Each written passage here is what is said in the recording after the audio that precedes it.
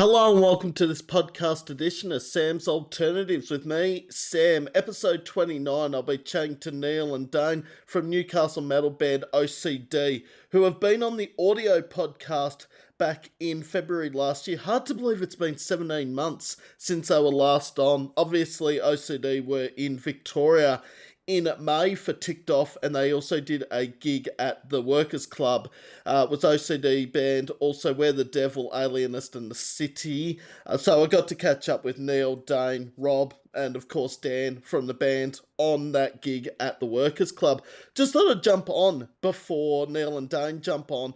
Brand new singles this week, or in the last 7 days, from Rin Rin, Virtues, Ellen May, Heaven's Gate, Idle Kings, Tidewalker, Terra Maze, Alira, Excuse for an Exit, Rora Noah, also Ruins, and the other band being Soul Sleep all have dropped new music in the next 48 hours or so. Interviews coming up, of course, Sunday, the 27th of July, this Sunday, Neville from Snake Mountain. Tuesday, the 5th of August, we've got Rise from Ashes. Saturday, the 16th of August, we've got Grim. And then on Tuesday, the 26th of August, Dead Empire from New Zealand.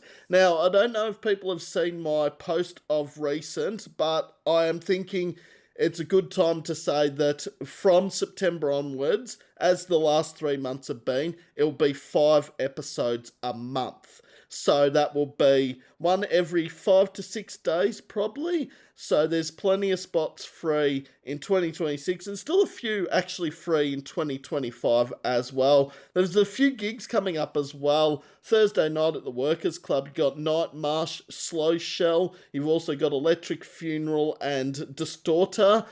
Friday night at the Basement in Canberra, you got Total Buzzkill, Stepson and Switch Up. Also, Saturday night, the same two bands, Stepson and Total Buzzkill, but Outsider at the Bergie Band Room.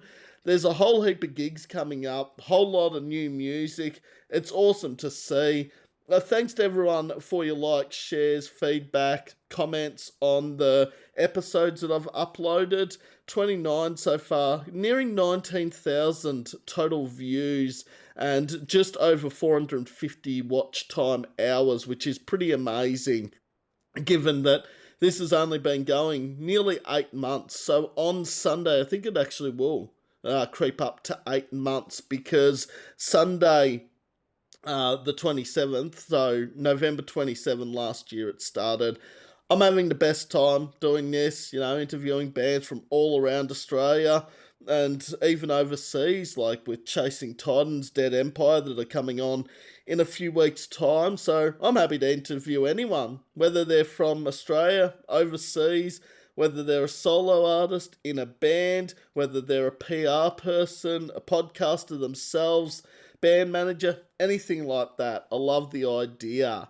So, just in the room here, or lobby, I don't know what the word is for when I'm in the WebEx meeting. I think it's lobby's probably the best way of putting it. Just in the lobby, waiting for Neil and Dane from OCD band to jump on for a chat. Of course, I mentioned Dan from OCD. Dan was also on a podcast earlier this year. Neil's in the lobby. I knew that was going to happen once I started talking about OCD. Evening, Neil. Hey, how are you, buddy? Good, thanks. Yourself? Yeah, living somebody's dream. I don't know whose. How you going? Good, thanks, Dane. Good to see you again. Not that it's been that long. What? Good to see. 3 months since you were in Melbourne? Has it even been? Yeah, it hasn't been long, mate. No. Hasn't been long. It's good to catch up again. Obviously different to the last time we chatted on a podcast. It was actually an audio podcast. How times have changed. Yeah, that's right. That's right. It was. So it's good to be face to face again, man. And it was good to actually get to meet you in person. Yeah, I loved Workers that Club. night. That was insane. At Workers Club, put on by the amazing Ez Eddie from Space Goat, Heretic Frequency, who's the queen of the scene, I've dubbed her. So Yeah, she did well, didn't she? Putting on Abduction that night, Alienist, Where the Devil, Us, the City. Yep. That was a pretty solid night. That was a really solid night. Loved being there. Loved being a part of it. Mm. I wished I was that ticked off though. Like I saw all those photos that Ben from Where the Devil and Ez put up. I'm like, I wish I was there. Oh, you know what? That's how I felt about that show that they all played the other night when they had Space Goat was playing there with Whisperhead and Archangel. Yeah. That is a solid lineup, my mate. That Oh, is an absolute solid lineup. nothing but good things about Archangel and Whisperhead. I haven't seen Whisperhead. I've seen Archangel and they fucking killed it both times I saw them.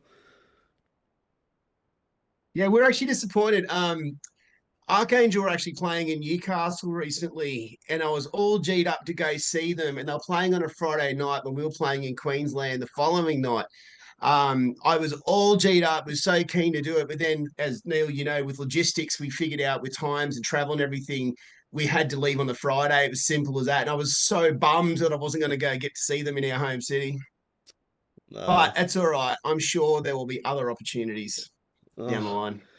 Is there a band that's playing more around the country at the moment than Archangel? They seem to be nearly on every tour lineup. There was a few dates, wasn't there? Yeah. Because I think they're There was playing. quite a few dates that they got there. Yeah, they're playing with Space Goat again, I reckon, with Warbear and Outer Worlds at the Bendy next month, I think it Yeah. is. Or I might have my dates wrong. Yeah, I I think I don't saw know. something about that. Yeah. Yeah, yeah. I think you could be right though. I could be wrong Warbear would be though. pretty sick to play with too. uh, but how have things been, Neil and Dane? Oh, I can't hear Neil. Oh, Neil, we've got no audio. oh, oh. Okay, that's. Maybe Neil's miming. I don't know. Is my mic not turned on? That's. Send him a message. Oh, I heard something then. Like, what's going on? Am I? Is it because I'm too far away from the mouthpiece of the headphone or something?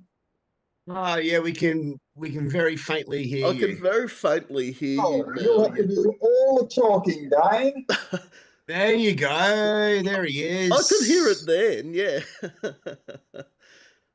Oh, I'm actually speaking quite loud now. Okay. So Am it's I my too? microphone. It's not the greatest.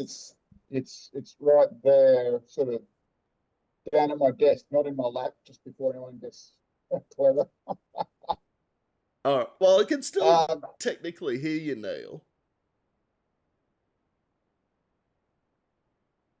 okay, well, yeah, we've been a little quiet. Oh, we haven't gigged since the Brisbane Nowhere Festival thing, but we have been going back and re-recording pretty much from scratch every single track from the original EP, which we've now pretty much relegated to, I'd call it demo status, because we've moved around and along as a unit and know each other musically a lot better than we did.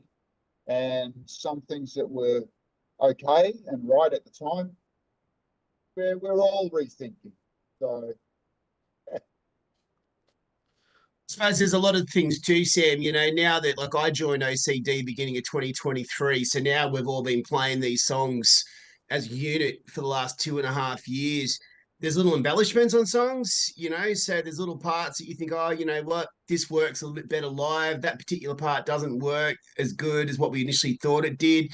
I mean, even when I'm recording, and old mate Neil hasn't heard this yet. Couple of little embellishments on a solo that I'm recording with for one of our tracks at the moment. Just as in nothing huge changes, like a little harmony part that wasn't in there before, like as in some note layering. Um, Little embellishments on riffs here and there.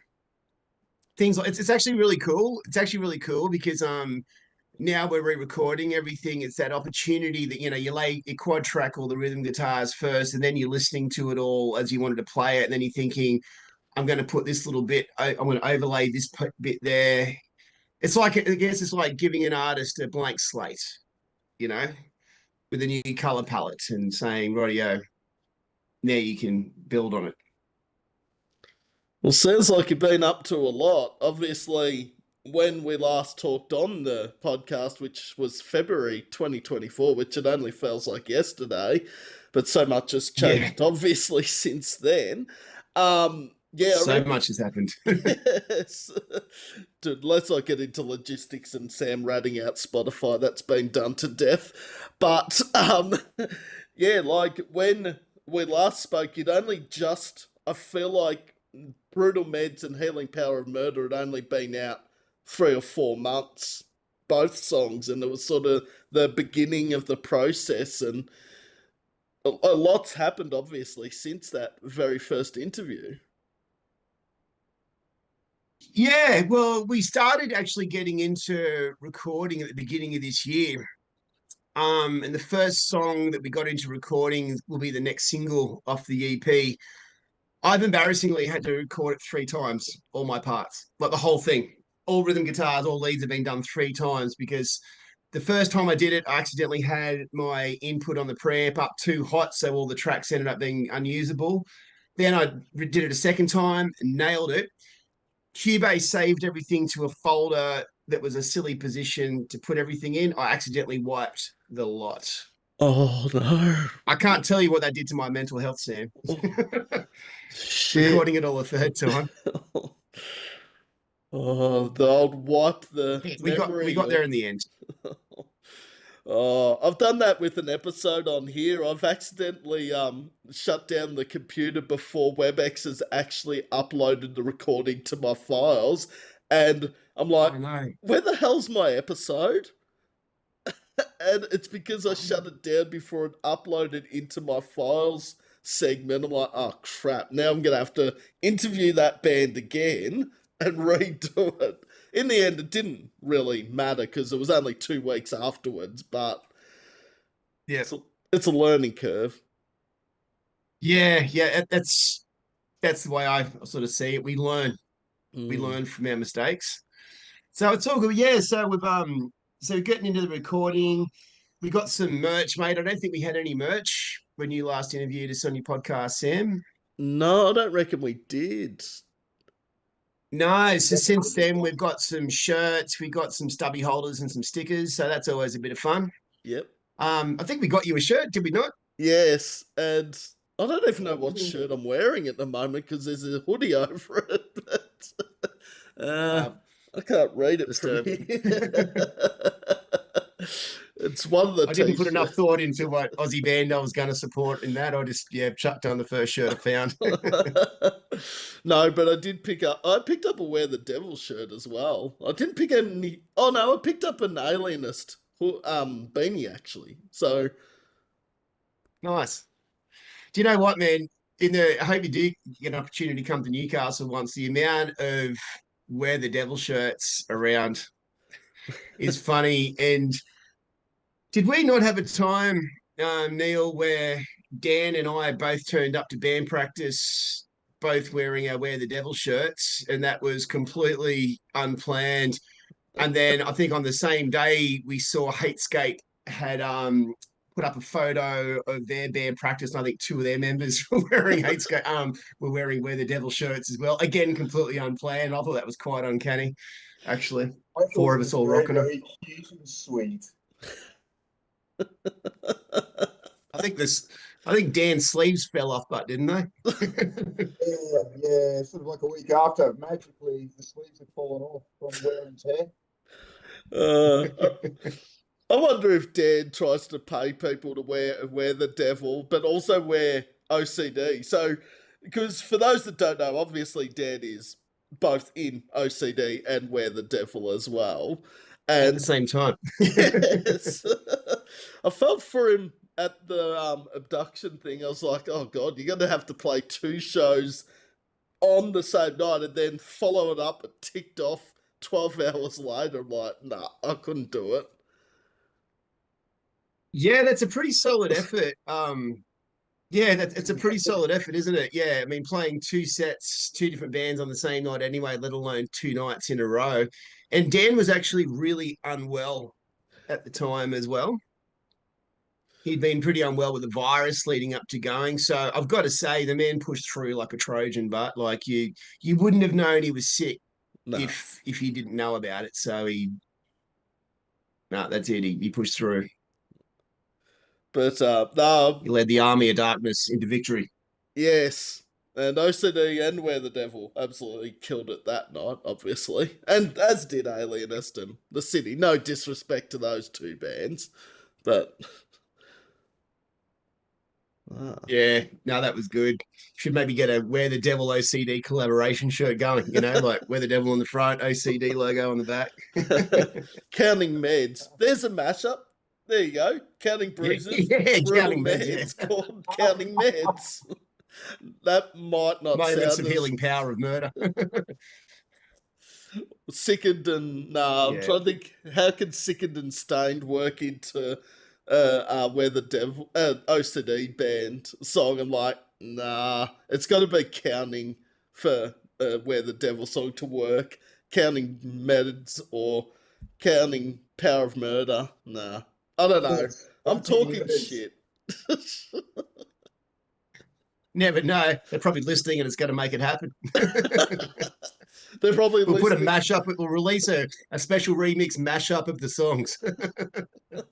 That's all that they'll hit us up for copyright or some shit. Oh Yeah. shit, yeah. Oh no. If Where the Devil are watching this, Rob or Ben, Dan, anyone, please, this is not copywriting, because I'll get into shit as well. It's promoting. uh, but nah. Of course, OCD, Where the Devil, some of the amazing talent coming out of Newcastle. You got Russian Novel, you got Hatescape, you got Vilify. There's a whole heap of great bands coming out of Newcastle at the moment. I could rattle off another. I've got a whole 10. section of my shirts drawer, Sam, which is just for all those bands you just mentioned and a few others shirts. I've got a whole section of the drawer just for Newcastle Metal shirts now. Nah. Newcastle and Space Goat. Anthraxis. Yeah, what is happening with the regional bands in Victoria? All of a sudden, I mean, Space Goat, they haven't come out of nowhere. They've been around for a few years, but Space Goat and Common Evil, Get Wrecked, Archangel, if we want to classify Albury Wodonga as regional Victoria, even though it's technically Yeah, New South Wales. Yeah, it's on the border. Yeah. They're in Well, I Victoria. suppose people like yourself and Heretic Frequency are helping putting everybody on the map, Sam. And we love it.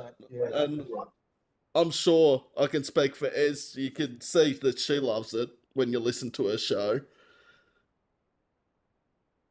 I think too, whether it be Victoria, Newcastle, Queensland, Sydney, wherever, I think there's a huge community feel amongst the metal community anyway.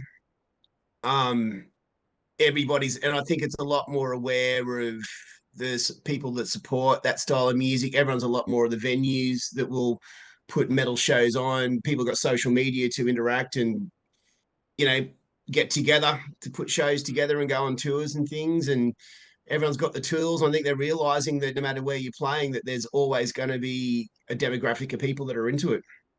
I mean, I was chatting to a guitarist at in Taree, a guitar shop who I've known over the years, and he was telling me that there's actually a bit of a metal community going up there as well. Wow. Which is great to see. Would be our East Coast tour start off point. Taree. What was that? Sorry, Neil? Could be our East Coast start off point for our going up north for the summer tour or something. I don't know.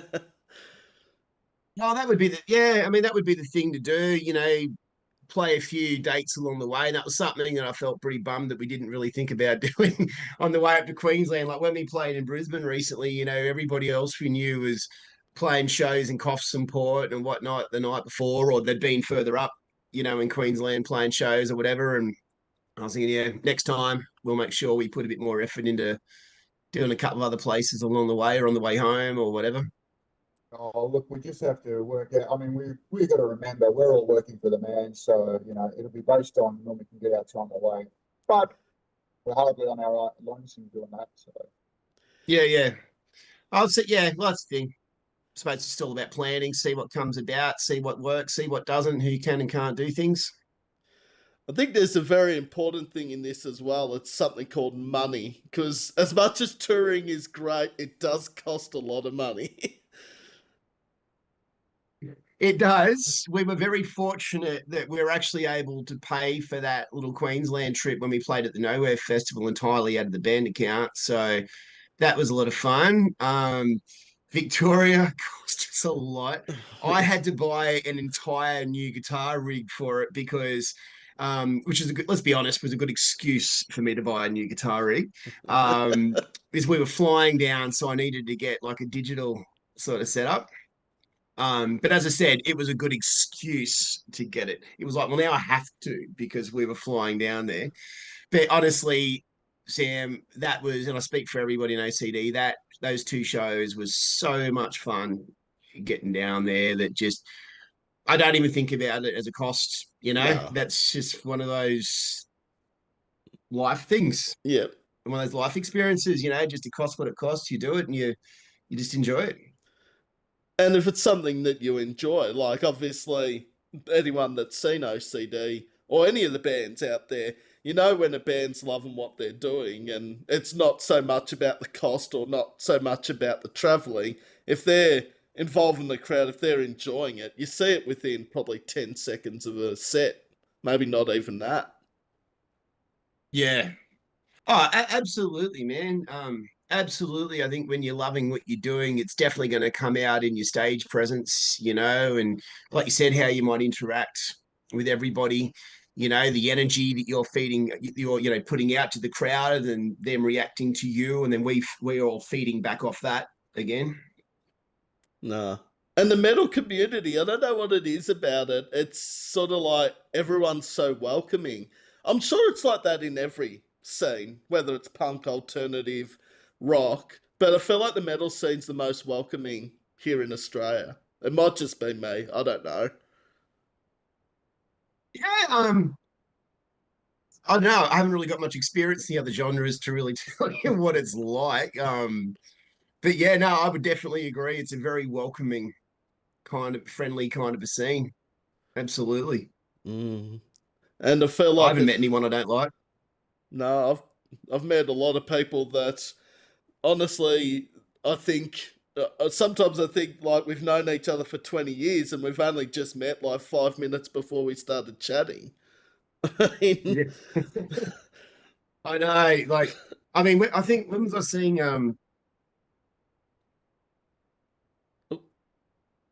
Thraxis, actually, when Thraxis played in Newcastle recently. And anyway, so I was, you know, on the fence on the front of the stage watching them and whatnot.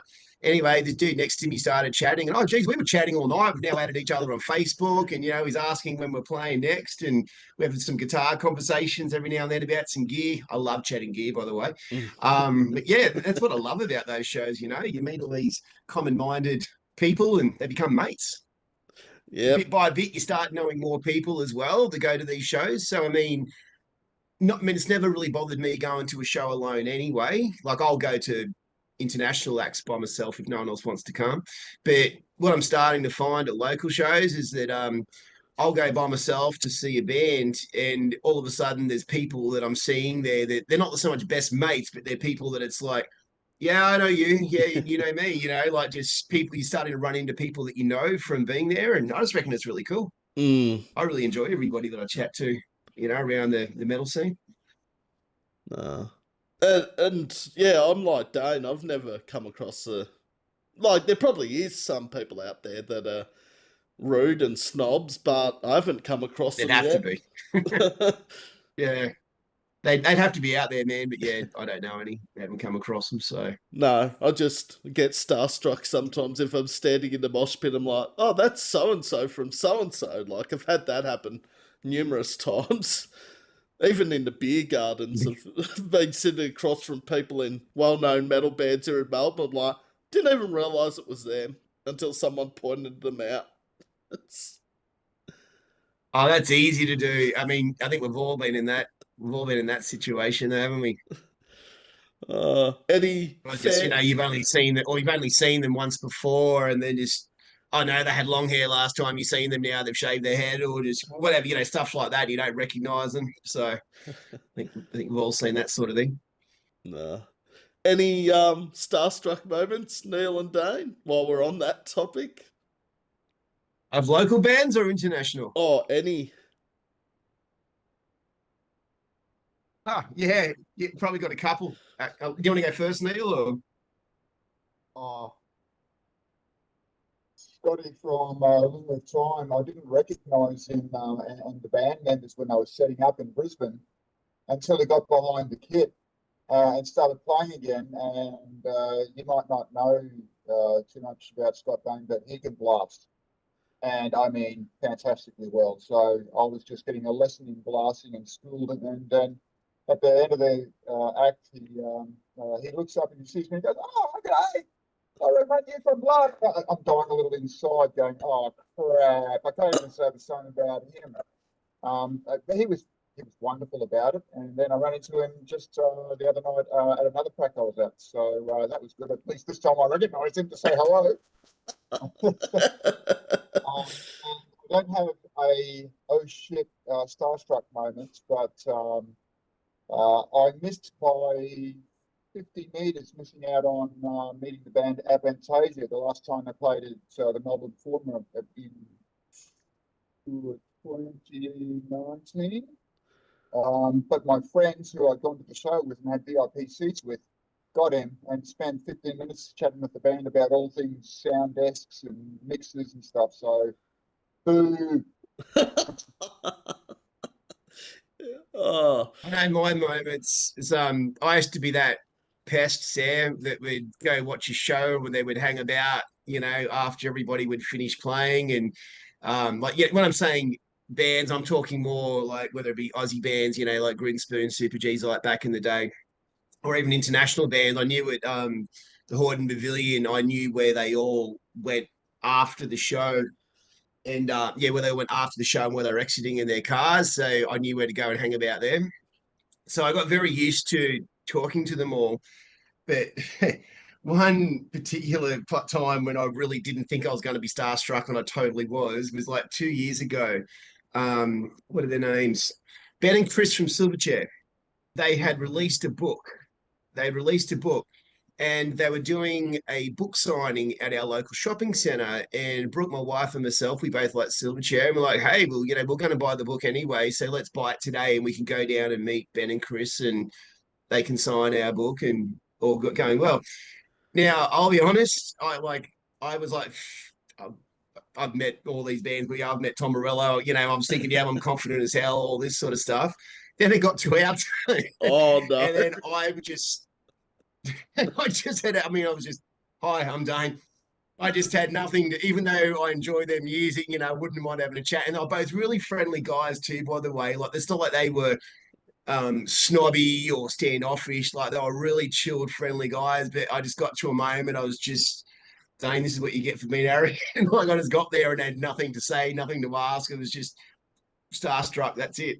And I just remember thinking, shit, if some of the bands that I've met before, and it was those two dudes that I just had no words. They just, yep, got me. Got me. I got nervous, mate. I just had nothing to ask. Oh no. I've had a few moments like that, and a couple of them have been not not Silverchair, obviously, status, but good things a couple of years ago. I was just standing in stage 6 and David, a guy out of Belhaven's like, "Oh, do you want I want to get a photo with this person that he's standing next to." And he goes, "Oh, would you take the photo for me?" I'm like, "Oh yeah, must be just someone he knows around the traps and all that." And he goes, "Oh, do you want to get a photo with him?" I'm like, "Uh-oh." And he's like, "You don't know who it is, do you?" I'm like, "Should I?" And 5 seconds later, David's like, "It's Ned from Red Hook you're standing 5 meters away from." And I'm like, "Oh, fuck." Just like, and then I just froze. Like, I've spoken to Ned on the podcast years ago, but now that he's in front of me, I was like, what the hell do I say? I mean,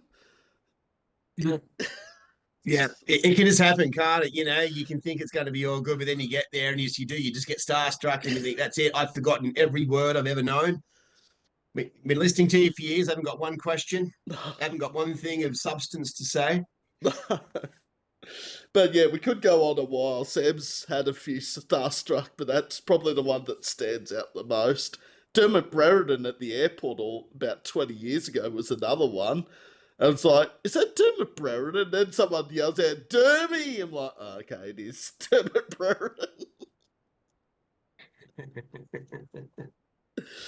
Oh, I remember getting jealous last year when it was around the time of Knotfest, and one of my mates actually ran into Pantera walking through Sydney.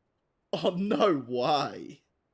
I kid you not. I kid you, he was just walking. Like, I'm not saying he was hanging out at Utopia or anything like that. I can't remember where he was, but wherever, it's irrelevant. He was in Sydney. He was just walking in Sydney. And by the time he got his camera out, like his video, he could only get the last couple of them. That you really only saw the back of Zach, I think, and Rex. But yeah, Phil Anselmo, Zach Wild, Charlie, Rex, they all, Phil Anselmo, they all just walked casually fucking past him. It's. Well, Sydney And the is. same dude, Sam, the same dude bought Scotty Ian's stage used Jackson Flying V. But remember when last year Mr. Bungle came out and Oh, Scotty Ian yeah. was playing guitar for him? So he went and saw them and actually bought Scotty Ian's stage used axe. So Oh, he got to meet Scott Ian from Anthrax as well that's huge. in the same year. And Tara walking down the street of Sydney and getting to meet Scott Ian from Anthrax in 1 year. I'd like to do that in my lifetime, let alone a year. Well, I know, right? And I mean, for me, so if you think about Pantera's lineup at the moment, having Charlie from Anthrax, having Zach Wild from Aussie and Black Label Society, like Zach Wild's my biggest guitar inspiration. That's why you'll see me do the vibratos and squeals and things like that. It's all from Zach. I think I might have passed out if I was casually walking, like not prepared for it, didn't have a chance to build myself up, and those four walked past. Considering how much I love Pantera as well, is the blood might have all rushed to my head, and I might have passed out on the spot. Possible death might not have come back from that. That could have been one of those starstruck moments where just no, Dane's got nothing to say. He's passed out over there. My theory also is, and another thing that sometimes I'm like, okay, don't I approach these big names? When it's not their gig or they're just there watching other bands, I'm like, until I see someone else approach them, I won't go over to them because I'm thinking they probably just want to be left alone to watch the bands play. I always approach. See, it's an interesting one because a lot of people, in what you're saying, Dane, is they would go straight up and approach them without even thinking. Okay, I've got two opinions on this. One is there's context with it. Like if just say there's a band playing and like you said, somebody from a larger band was there just watching, but they're sitting down, but before that they're sitting down having dinner with someone. No way in hell am I walking up to them. They're eating dinner, or if they look like they're having like a real one-on-one conversation with someone, like leave them be. They're people. But oh no, I guess the way I kind of look at it, if they're there, I'll walk up to them and say, "G'day." It's better than sitting there with them noticing that you're staring at them every 5 seconds. Like you may as well get it over and done with. And what people are like anyway. They've all got social skills. If you walk up to somebody and they're making it very clear that they're not wanting to talk, well, all good. Thank them for their time, wish them a good night, and leave them be. But yeah, no, if I see someone from a big band around, I'm definitely walking up. I've actually Taking got the shot. funny story of OCD because when I walked in and Neil's just, he's already set up. He's like, oh, sorry, I won't come over until afterwards. I was like, I wasn't expecting Neil to come over before the set anyway because probably in band mode and also you're all plugged in and all that. But I just found it funny. He's like, oh, I can't come over right now. I'm like, you don't need to tell me why. I'm not offended. Fuck. I mean, Neil's a nice bloke. Obviously wanted to come over. You obviously wanted to go over and say good day straight away, but was thinking, oh, I'm behind a kit. I'm in mode at the moment. uh, but no, that was a great night, and I got home. I got back to my brother's somehow after drinking that much, and woke up with no hangover. I still don't know how I did that, but I'm just grateful Neil agreed to drive us all to Bendigo the next day. I was initially the driver from Melbourne to Bendigo, but after my shenanigans, after we finished playing, it wasn't going to happen. uh, It could have happened, but it wasn't going to legally be able to happen the next morning. Kind of don't really remember how it turned out that way. It just did, and I was like, oh, okay, no worries. So long. Oh, that's right, because I had to wait and load out other bits and pieces at the end, and so I wasn't really going too crazy that time around. Yeah, All right. all good. I had a great day the next day too. no. Whereas I think with me that night, Sam, and yeah, you actually met my mates. Like you know how those mates I introduced you to? Yes, I remember They that day. they were a lot of they were a lot of my good mates that I met from when I used to live in London. So Yep. they're all Australians, but they were like my brothers, living in London. Not to mention I have caught up with them a bunch of times in Australia as well, but this has been the longest time since I'd seen them. So as soon as they came that night when I hadn't seen them in years, we all just it's like our conversation hadn't skipped a beat. So that was just another big highlight of my night as well. Like, not only just, I mean, it was brilliant catching up with them, loved catching up with those boys, but they always knew I was a metal guitarist, but had never actually seen me play in a band before. So, yeah, that was a really cool thing for me too, knowing that they could then see that other side of me that they'd never really seen before as well. It's always good to see So, the yeah, I got a little others, bit excited on the pipes that night. as you do in Melbourne, and probably all around Australia. Everyone gets excited with a few drinks.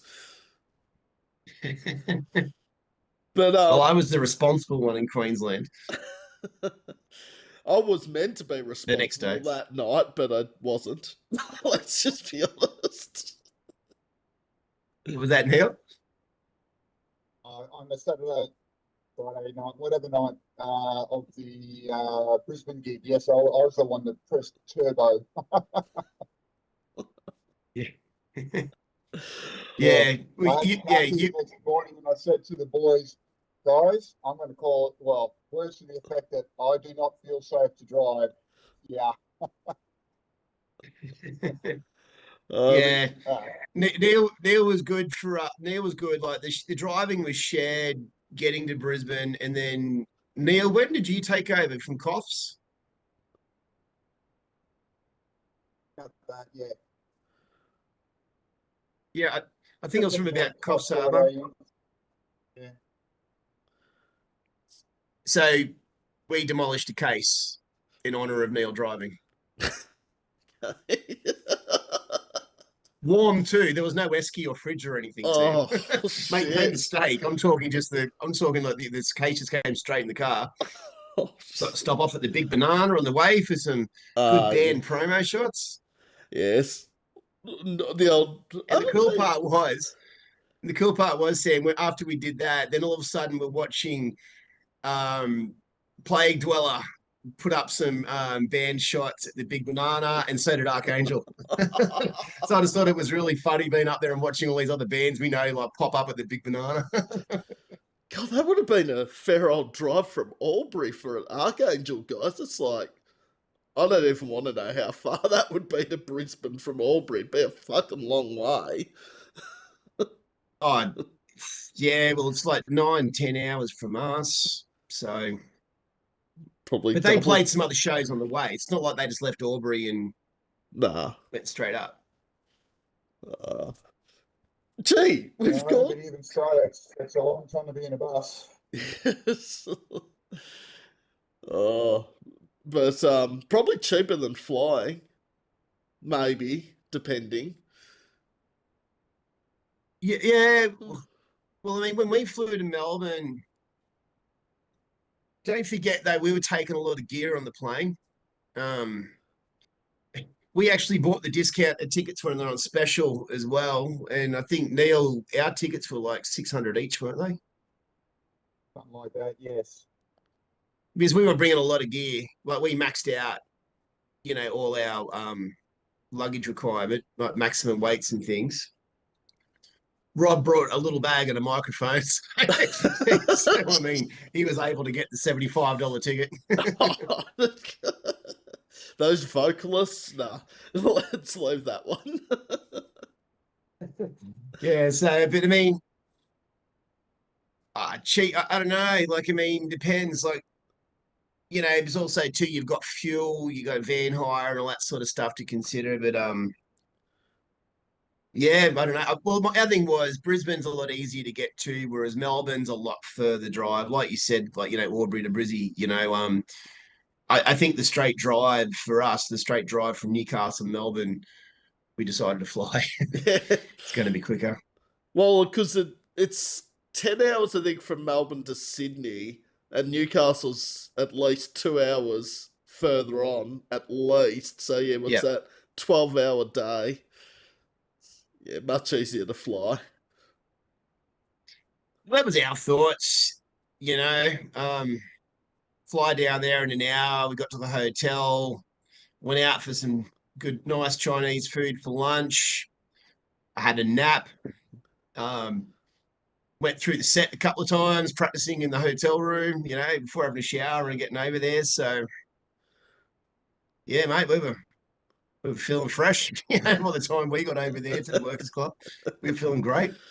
Uh, well, we haven't actually heard much about OCD. We've been talking about starstruck moments and ticked off and that. We've talked nearly 40 minutes. We haven't even mentioned one thing about OCD apart from the remixing stuff at the start of the interview, which I feel was really bad and not really professional on my end, but we've just been talking about other stuff, which generally happens in these interviews. You asked me about describing OCD in 3 words: fast crushing metal. Fast crushing metal, I like that. What about you, Neil? What do you reckon? 3 words, mate, to describe OCD. Old, cantankerous, disturbed. What's that, mate? Old, cantankerous, and disturbed or disturbing. Oh, just... I like the disturbed part of it. Old. You're not that old. Well, you don't look it. No, we drink from the fountain of youth, mate. But I'll deny I it. do like those play on the letters, though, Neil. That actually did sound really good to go with the actual 3 letters of the band name. But I do like the fast crushing metal sound to it as well. Oh yeah, definitely. I mean, we're going to talk about our sort of genre. I'm circling back around to where we're closer to thrash than anything else, to be honest. But Sam, do you remember the original or the true name, our shadow name?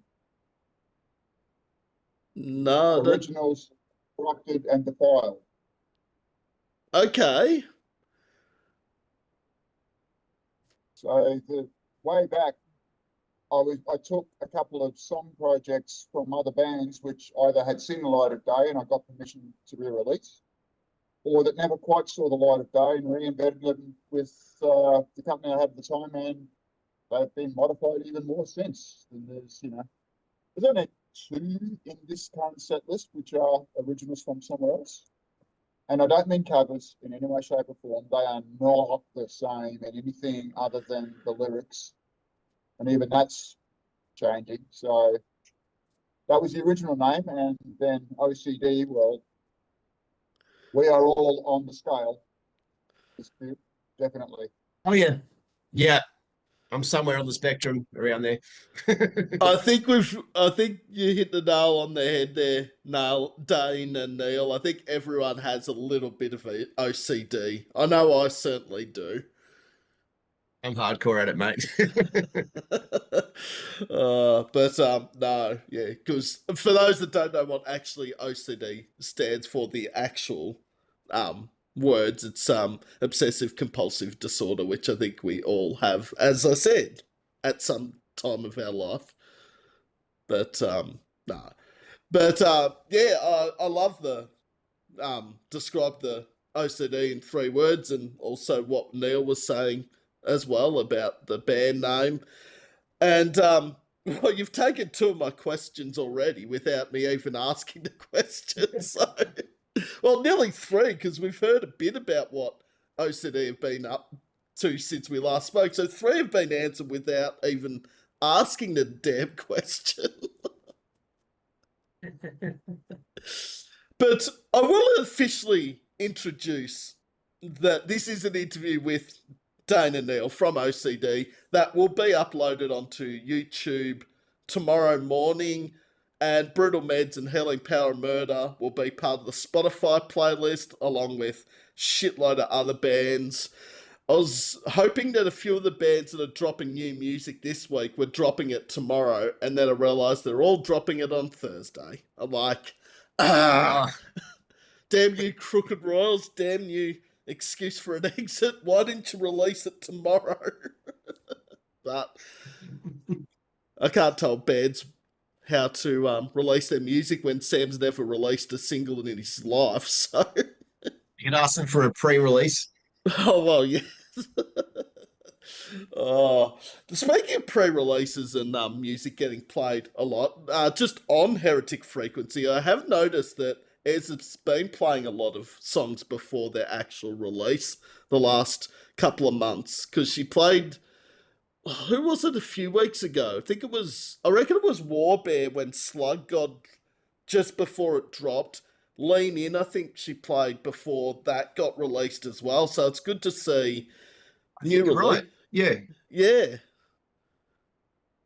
but yeah, it's I think she gets a few of those opportunities, yeah.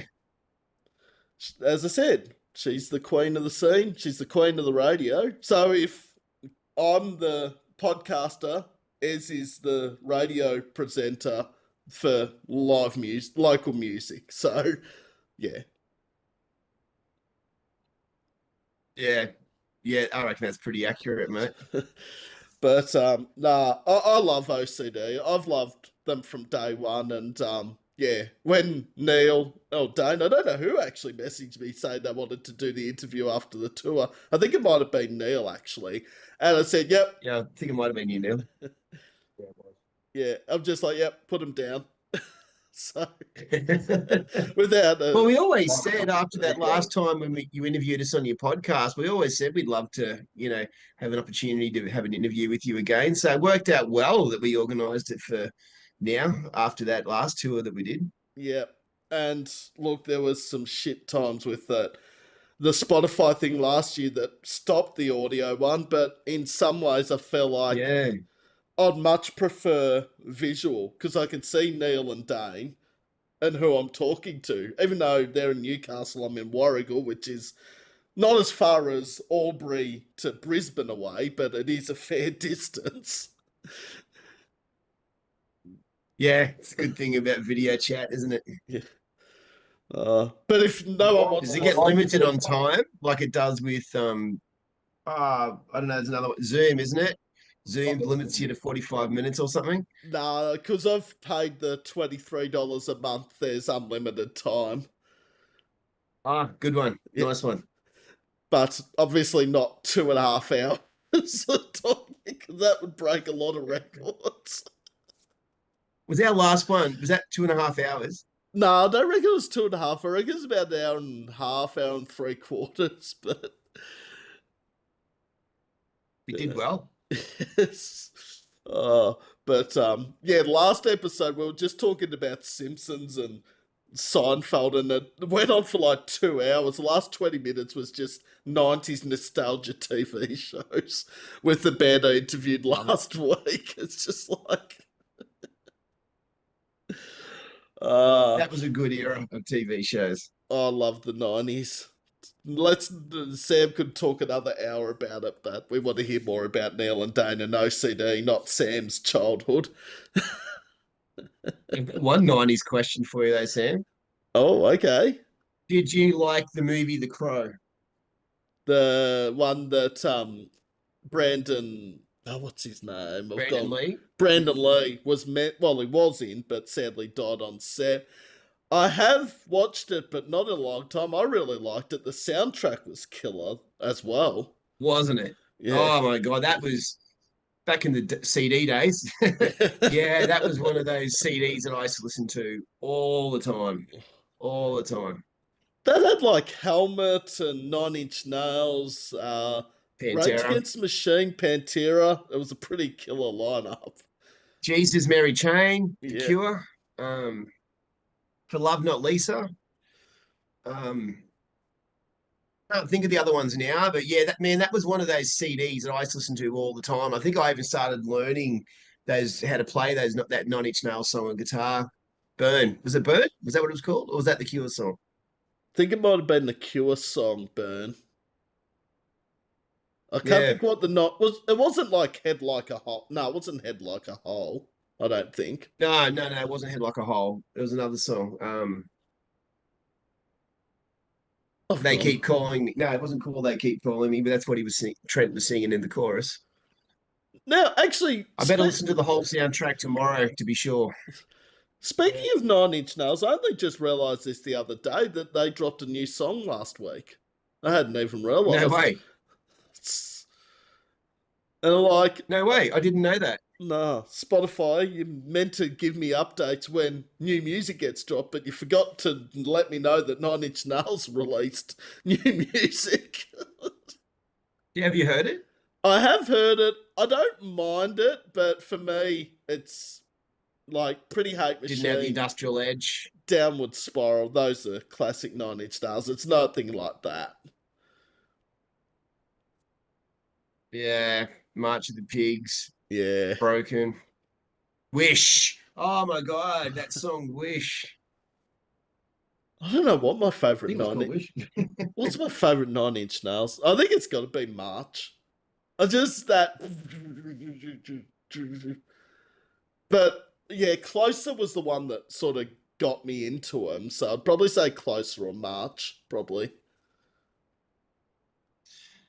Yeah, I'm just looking it up now to make sure that is the name. I haven't listened to Nine Inch Nails in a while. I have I have seen them live. I did go see them. I think it was like 2005, something like that. Yeah, it is the name Wish. Yeah. They were incredible. They're absolutely incredible live, and yeah, I haven't seen them since. I haven't. I'm not saying they haven't toured Australia since. I just haven't seen them since that show. I think I saw him at Soundwave. Was that 2009? I think with Dillinger and Devil Driver. Or am I thinking another one? I I missed that year. I missed Yeah. that year. I was overseas. But everyone was booing Trent Reznor because he was playing Hurt, and they're like, "Play something heavy." I'm like, "Really?"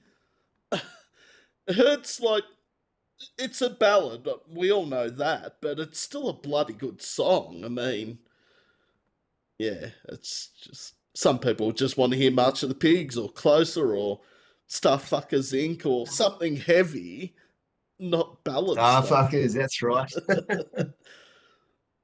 What was that? Yeah, no, they've got some good ones. What was that song off the Fragile? Not Starfuckers Inc. It's the same album, but it's like a 7 minute song, so typical Nine Inch Nails. It's something in I think, this we're in this together or something, I think it's called. I might have my yeah, I songs can't wrong remember. again. But yeah, that like because it goes for 7 minutes, I'm like, I don't particularly like long songs, but Nine Inch Nails in their peak were good at making long songs. For example, as I mentioned earlier, Hurt and Closer, both 6 minutes. What about White Zombie? Did you ever get the White Zombie?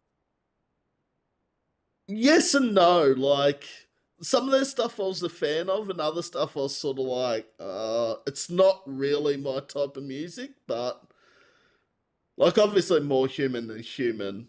That was a song that I'm just like, yeah, that sounds sick. First time I heard that, or anything by White Zombie for that matter, I don't know what awards ceremony was, but there was some ceremony, something. White Zombie were playing, and they played More Human Than Human. And Jay Yagan, I think it's how you pronounce his name, he's had this rushing fucking guitar tone, and I'm all about tone, and I was just into them from that point. And then I bought Astro Creep 2000, like that album that More Human Than Human came off, and heard songs. I mean, the recorded version of More Human Than Human to me didn't even come close to the live, how it came across live. But you get like Electric Head Part 2, The Ecstasy, Creature of the Wheel. I can't think of the other songs off the top of my head, but yeah, the Astro Creep 2000, that was another album I used to play to death back in, and I used to like the remixes. So there was a second CD that had remixes of all that stuff as well. Remember Cause remixes those days? CDs and All remixes. bands thought it was a good idea. Fear Factory even did it. Oh, this is showing Sam's age. Remixes and CDs, things that kids nowadays are thinking, what the fuck's a remix? Yeah, exactly. I think as and I were talking about that. I think when I was on Heretic Frequency, the thing with buying CD, I used to like buying CD singles because I used to enjoy the B sides. Yep. You know, like the other tracks that were like tracks they'd written, bands had written, recorded, but never released on an album. Or you'd get live versions of songs, or you might get the demo versions of songs, or this is the extended version that it was too long to put on the album or whatever. And yeah, so I used to have heaps of CD singles back in the day. So I used to like getting all those additional songs listened to. But don't forget, there was no YouTube, there was no Spotify, nothing like that to go searching for all that stuff. Whereas now we've got it all at our fingertips, really. There's two Spoiled for apps. access. Oh, sorry, Neil, I cut you off then. Oh, I was just making a remark. We're so spoiled for access to things, which is kind of sad because it makes the intrinsic value of everything less because we can have it anytime we want. Nah, It almost And so spoils it, doesn't it? I think it Like, I mean, does. to a point. I mean, I don't want to devalue it because I mean it gives us also to the other point is I think everyone in this room and everyone we know has been introduced to new bands that we may not have been introduced to as a result of these platforms because you get into that's how it works. But back in the day, you'd buy a CD or someone would loan us a CD, and like you'd only have so many in the collection, and this would be the new one, and so that would go on your car CD player or whatever you're listening to, and you might listen to the shit out of that album, for the next few months.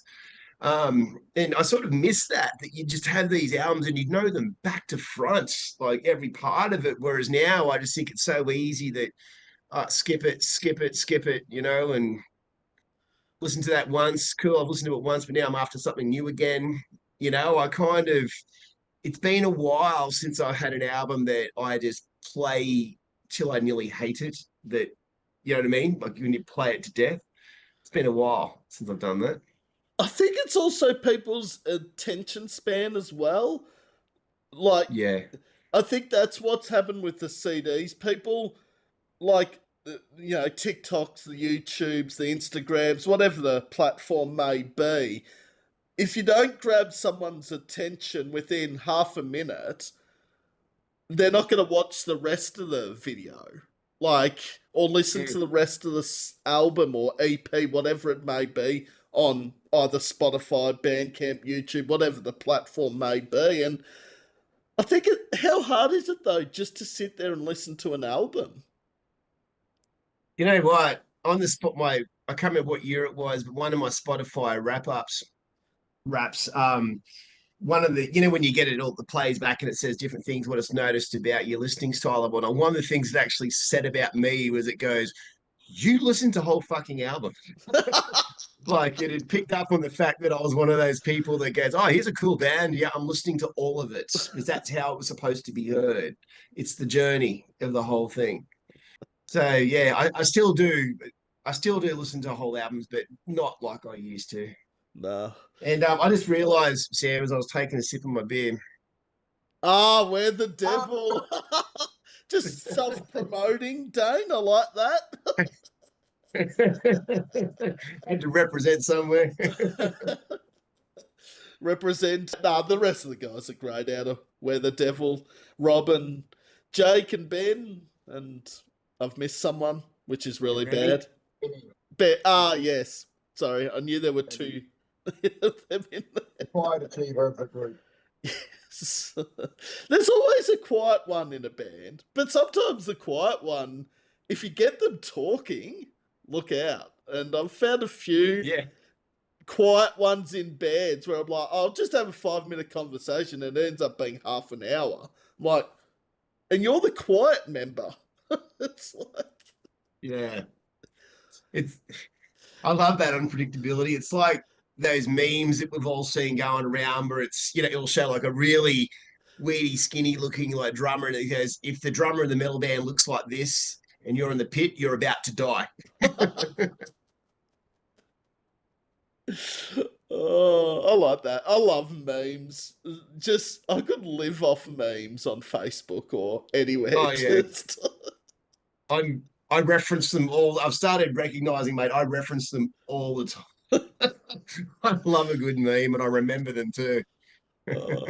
I think one of the funniest ones I've seen, and it was Jurassic Park slash Seinfeld meme. For those that don't know, Wayne Knight, who plays Newman in Seinfeld, was in the first Jurassic Park movie.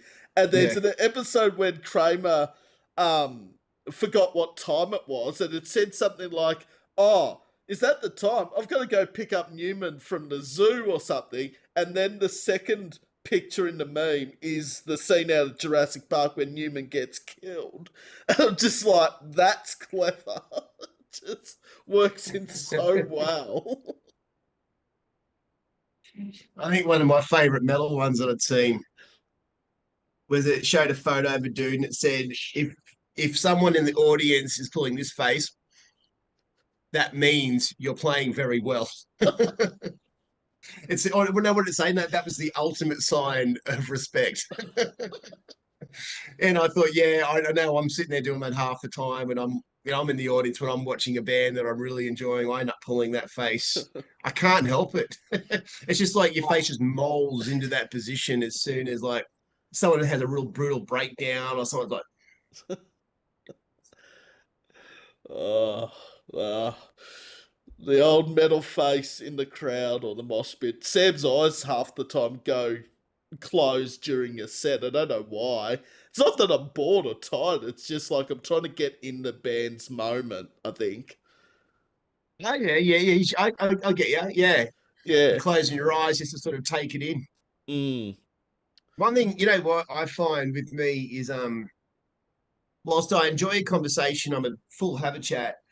I don't like people talking to me while music's playing, a lot of the time. Like, whereas I don't shut my eyes, Sam, during band sets, but I like to stand there. I mean, I don't mind if someone's, yeah, I don't mind a bit of chit chat. I don't mean that, but just, yeah, when I'm sort of watching a band, I really like to sit there. It's like, right, well, they're playing now. Yeah. So I'm actually here to listen.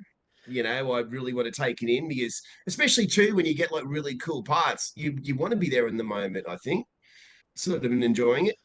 There's another very topical discussion, the whole thing about talking during sets, because I've been to a lot of gigs and look, I'm sort of on the fence. Like, I don't mind a bit of chit chat, but not if someone's standing there and just having a conversation through the whole set. Like, I've been at gigs where Oh no, yeah, someone stood in front of me and they're chatting to their person next to them. I'm like, they have breaks between bands. Go outside to do that. But then again, if someone asks me something, I'm not just going to say, I'm watching the band, bugger off. That's not my. yeah, yeah, yeah. And my big gripe I've got, and I certainly not the first nor the last person to bring this up. People film bands way too much, and I wonder not only are they ever going to watch it again, but I mean we all like a bit of footage, right? That's cool, but when I'm going to see bands and someone's got the phone up like that, and I'm thinking, well, I've paid money to see this ticket, and I'm pretty well watching the band through that fucking phone of the person in front of me. I'm going to be that person that's going to bring that up that it pisses me off. I have I've got a very similar view to that, Dane. My only thing where I would say it's okay is if it's someone from one of the bands that is actually playing that lineup and they're in the crowd filming it in front of me. If that's the case, I don't mind it. But if it's just some punter there just trying to get it on their Instagram for a 40-minute set, I'm like, nah, fuck off. Take your phone somewhere else. Yeah, I mean, yeah, I mean, I think it's more for the international ones. I was more, but yeah, Yeah. I know what you're saying. But I tell you what, though, if someone was recording our set, a 40-minute set, to put on their Instagram, I'd be flattered. To be honest with you, I'd be absolutely stoked if somebody we didn't know liked us that much that they were going to video our full set and we're like, "Radio, this is going on my YouTube or Insta or whatever." I mean, I remember when I was in Dirac C, a few bands ago, some dude we didn't know filmed our entire set and yeah, put it on YouTube. It's just a pity we played horribly that night, but still, still, it was quite flattering that he cared enough to do that. Well, I don't know how it happened, but a band from Sydney that were playing Melbourne a few months ago did like a video log and of their time in Melbourne and past shows. And I'm watching the YouTube thing. I'm like, that looks like my head in the crowd. And like it didn't bother me, but I'm like, is that me? And then I look and he goes, the person replies back, he goes, yeah, we caught you on camera at our gig. I'm like, I thought it was me in the front. It just, that was the closest I've been to a stage in God knows how long. I was actually literally nearly on the stage that night. I was able to remember picking myself out once at the first festival I ever went to was Livid in Brisbane in the year 2000. Oh, fuck, Um, that's. yeah, man, going back a while ago. And I can't remember who was playing at the time. I don't think it wasn't a metal festival. I think No Doubt or something like that. And I was near the front. And then there was some pictures of it in the newspaper a few days later that my parents bought. And I remember I was able to actually pick myself out like a few rows. That's me.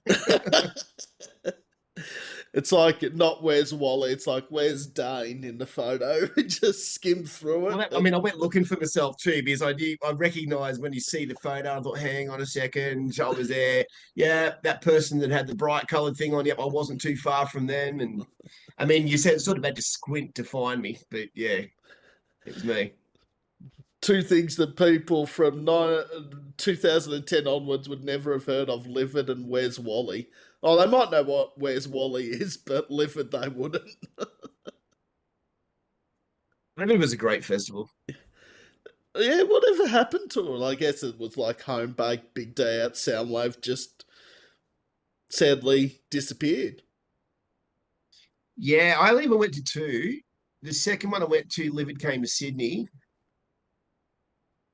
I was really intoxicated and don't remember a lot of that festival. Couldn't tell you who played. But what I can tell you about it, one band that definitely played and was a set that I'll never forget was Linkin Park.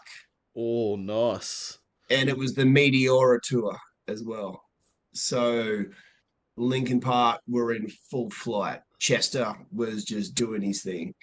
Um, yeah, I couldn't tell you. I was playing at that festival. I've got no idea, no other memories. But I remembered Linkin Park. That was just one of those laser focused in the moment, sort of took everything in. It was just a shame that was before videos and no one filming it with their phones. So if you look up Sydney Livid 2003, nothing will come up. Oh, well, I would have been 17 back then. I don't think I would have been. Oh, would have got. I reckon I went to the big day out that year, which was like Foo Fighters, Queens, Jane's I was Addiction. there. Yeah, that was a sick lineup. And I got left at Foo Fighters. My brothers and that disappeared.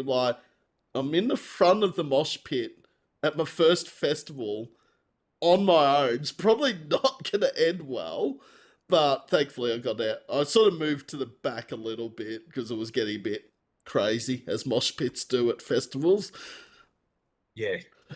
And hot. And hot as well. I know the circle pits and the wall of death. So I don't think the two step had come in yet. That big day out. I think the two steps probably the most new thing you do in the mosh pit now. What's the two-step? It's sort of I can't do it over WebEx, but it's sort of like you move your feet like one at a time and sort of like I don't know. That's a really shit description, actually. On YouTube. But yeah, it's like people doing the circle pit and the two step, and it just gets crazy shit. Like this is coming from someone Tall like me, you get collected from the crowd surfers. Sam's not a mosher. If people haven't picked that up already, I'm a chicken shit at the back of at the back of the room generally. I've retired from it. I used to get up there, but I don't as much anymore. No, oh, there's But another. Neil dragged me in at Mudvayne, I did. Yeah. and I was very Good. grateful for that, actually. I was very grateful. Old Mudvayne. I'm trying to think. No, I haven't seen Mudvayne. Would love to see them. I think what the promo posted back there Oh yeah, I last can year. see. I think I went into JB Hi-Fi one day and saw it at the wall, and I went, "Can I have it?" That concert's been and gone. They're like, "Yep, that's all it done." Very, Yeah, I'd seen them. They're one of my favorite bands. I'd seen them back in the day as well. very good background for Dane and Neil. Sam's is literally a poster, a blue cupboard, and a Missy Higgins painting. Neil's got the drum kit set up. Dane's got the posters of Mudvayne and Metallica behind him. Oh wow, even more. Oh shit. Sorry, Sam didn't see the whole camera angle there. Yeah, Sam really needs to up the ante with his background on WebEx meetings. It's looking pretty. I could do it in my spare room, but the problem is if my laptop dies, there's no PowerPoint in the spare room, so that could pose an issue. So Yeah, I did get extra PowerPoints in here. Very short chats, Sam. There's no chance that your laptop's going to die. I like that, Neil. Yeah, when we moved in here, man, there was only one PowerPoint in this room with one single outlet on it. And I was just like, that's just not going to do. So I do get it. I just got another 5 outlet board put on the wall with a couple of hang on, how many's that got? 1, 2, 3, 4, 5, 6. Yeah. That one's got 8. Yeah, so a couple of power boards with some USB ports and things running off them as well. So our power, yeah, if you open up our power box right now, the little thing's spinning its head off. I thought I had PowerPoint envy for a second there. I've just worked out I've got 3 double PowerPoints in the wall, so I've got 6 available. I'd say you're putting in extra PowerPoints, mate. No, I already have the 6. It was one of my little OCD things when I had the house built. I doubled up on PowerPoints everywhere. But for a while there, Dana, I was jealous when I saw you had a 5-pointer. And here's Sam with not much PowerPoints. I got one near the stove, and that's about it. Where I'm sitting right now, there's plenty more around the room. Unless we want to go on a tour of my house, which isn't very exciting. Not as exciting as Neil and Dane's, obviously. Well, I think Neil and I are both in the most exciting rooms in our houses. Like, you don't really need. It's not really that exciting. I could take the laptop around, but yeah, there's not too much else to see. Yeah, same here, mate. This is well, this is my work desk, which is boring, but And the Beat Laboratory as Yeah. well. I would almost it's argue that. Oh, found something else. so what's that, mate? Oh, I thought you were looking for something else when you went there. Like, oh, he's got something else to show us. I knocked over a practice pad and drumsticks, which sits right beside me for when I need to do a fidget spin when I'm Ah, getting sick okay. of typing. I was thinking now, if you go to the left of the screen, you'll see this, that, and we get a whole tour over WebEx. I'm afraid I do not have the memorabilia that Dane has. I've got a couple of good pictures that I've gotten from local artists, which will go up on my wall when I have a proper recording studio, but not just yet. That's one thing. Hang on, Sam. If you look Oh, under that guitar, recognize that poster? oh, it's the Ticked Off Festival poster, I see. Yeah. And Yes. signed by a lot of the bands that played there as well. Ez Oh, was thoughtful enough to, as I said, was getting the posters made up. I said, "Oh, look, if you can get an extra one for me, I'd love to, buy one off you."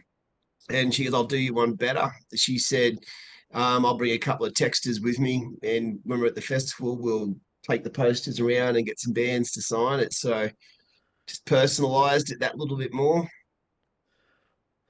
ah, And the no, cool part is all the bands are written in white.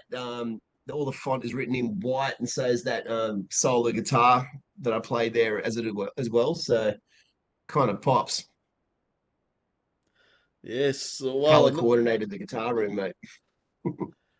stacked lineup too that ticked off. So you would have like Orpheus Omega and Alienist and Artifact, Archangel, Trance State. I've missed a lot, I know. Geez, Transstate put on a show, mate. Yes, I heard some interesting things about Trance State's performance at Ticked Off.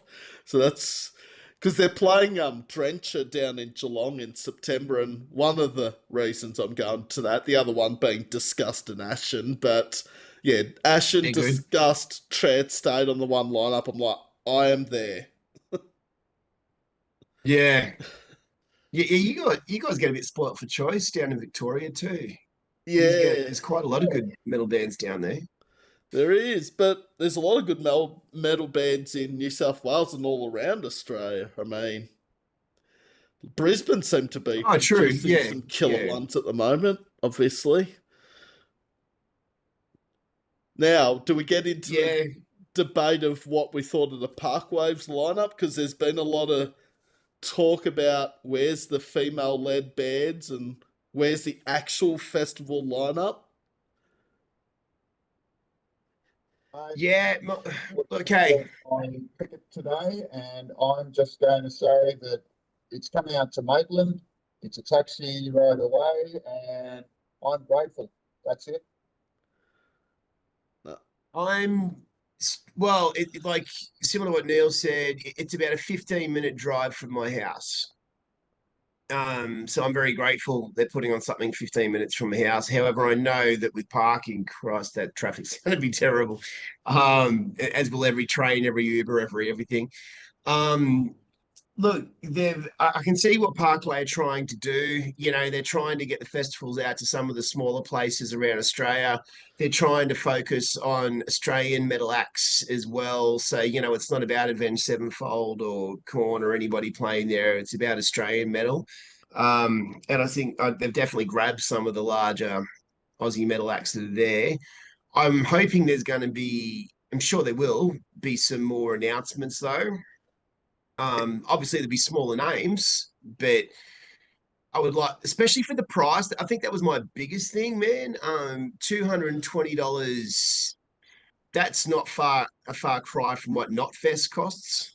Um, I think that's my biggest thing is I would like to see some more bands. Like I'm not expecting international bands, but just I would like to see some more bands on the lineup for that.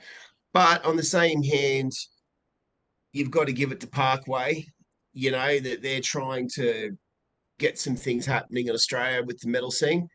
They're, I suppose, like Slipknot with Knotfest, Yep. they're putting this on. They're obviously going to be fronting a lot of the risk, a lot of the logistics, a lot of the cost. So Right. it would be cool to support them in it as well.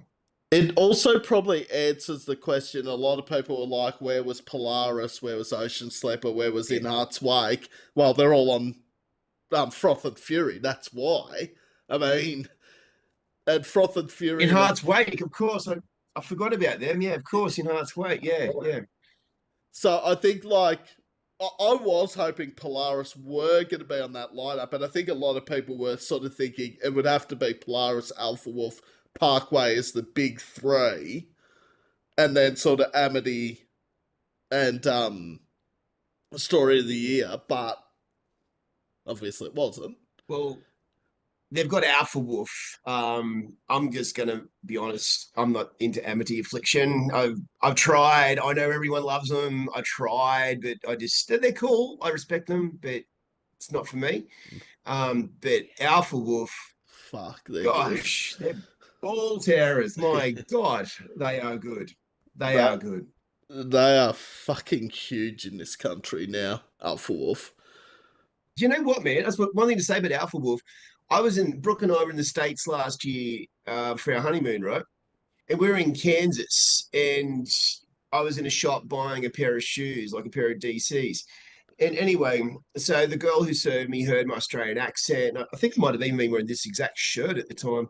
But anyway, so we're talking about music, metal, Australian. She's like, oh, yeah, what do you listen to there? And she goes, yeah, I'm actually into an Australian metal band. And I said, oh, yeah. And I fully expected her to say Parkway Drive. And she went, Alpha Wolf. And I was like, fuck. How did you know about Alpha Wolf? And I think she just said somewhere on Spotify, took her to it, and she dug it and just looked them up on Facebook and really dug them. So just, started looking up the rest of their discography, and listening to them regularly. And I was just blown away because I really like Alpha Wolf, but just I was not expecting to be in Kansas and have somebody tell me that they like them. So kudos to Alpha Wolf. That's Mm. their reach getting out there. And to think like it sort of gives promise to bands that are maybe not from the big cities, because Alpha Wolf's a perfect example. I know they're based in Melbourne now, but originally from Burnie in Tasmania, which is nowhere near the size of Melbourne. I Well, mean, then again, look at Parkway Drive and In Heart's Wake, Byron Bay, mate. Byron Bay, yeah. I mean, look at Nicolas Cage Fighter from Ballarat. Now, I know Ballarat's obviously a fairly big city, but like how big Nicolas Cage Fighter have become from regional Victoria. I mean, there's a whole heap of regional bands that are doing well, but they're not getting the exposure because they're not from a Melbourne or a Sydney. That's the issue. Well, yeah, that's it, isn't it? I suppose it's when you're in the cities. Well, there's more gig opportunities, there's more venues, there's more bands, there's more promotion. It's just like if you lived in America, you're gonna try. If you really want to make it, you're gonna try and move to LA, right? Yeah. Somewhere larger like that. Uh, no, but I like that story though. Like in Kansas, you'd think the person would say Parkway Drive or Polaris or maybe a North Lane at most, but Alpha Wolf, it's like, Yeah, fuck. I wasn't expecting it. Like it really knocked me for six when she said it. But gosh, I was impressed. Oh, Yeah, no, it's just I just thought it was cool. Like, yeah, just to hear someone all the way out there to have, dug as deep as finding an Australian band like Alpha Wolf. Yeah, I don't know, maybe it's bigger than I thought over there. But I mean, I honestly wasn't even expecting. I know Parkway are well known in America, but still, I had nobody else even bring Parkway Drive up the no. entire time I was there. So no, It, it was cool. no, oh, they're huge in Europe, obviously. Parkway as well. Yeah. Like huge Headlined everywhere, whacking, mate. actually. You know what I mean? They're the biggest band in Australia, arguably the biggest metal band in the world as well. I think they have nothing left to prove, really. Parkway. Parkway, yeah. Yeah. Yeah, done well for themselves. Uh, I think smart management and marketing too. Like a lot of those boys do all their own stuff, like they're self-managed. So Luke, their guitarist, I think does all their management. Jeff Ling does all their recording. The drummer whose name I've forgotten at the moment, he does a lot of their video editing and all that sort of thing, I think, from memory. So I think they cut out a lot of middle people along the way as well. Plus, as you know, they've slowly started changing their sound over the last few years and starting to try and focus on playing more. For my Velociraptor down, starting to try and play a lot more big festivals and arenas and things like that. uh, well, Of course, they all put on a brutal show too. I feel like this has been just more of a catch up than an actual interview, hasn't it? I know. I'll stop it. I'll let you ask OCD questions, mate. Sorry, I keep taking us off track. Fuck, I don't. It's either that or we do it's either that or we do put a pin in it so that poor Sam can do the editing and stuff before we post it up tomorrow. I don't mind to catch up. This is good. I don't mind. I don't mind talking about anything and everything. I know we have talked about OCD, but we've also talked about a lot of other stuff. But I probably should fit in a few more questions before we do wrap up, which not for a little while longer, obviously. Also, I didn't really give you much notice. Neil and Dane have the floor at the end of the chat if they want to ask me a question. So I'll give you a bit more time now. Right. And nothing's off limits either, which, yeah. What? No, I haven't really been asked anything wacky since starting this, so been asked some questions I never thought I'd answer in comparison to what I thought I'd get asked, so... Uh, so what has the response been like for Healing Power of Murder? Now, I know it's been out over a year, but... Neil, do you want to answer first, or do you want me to?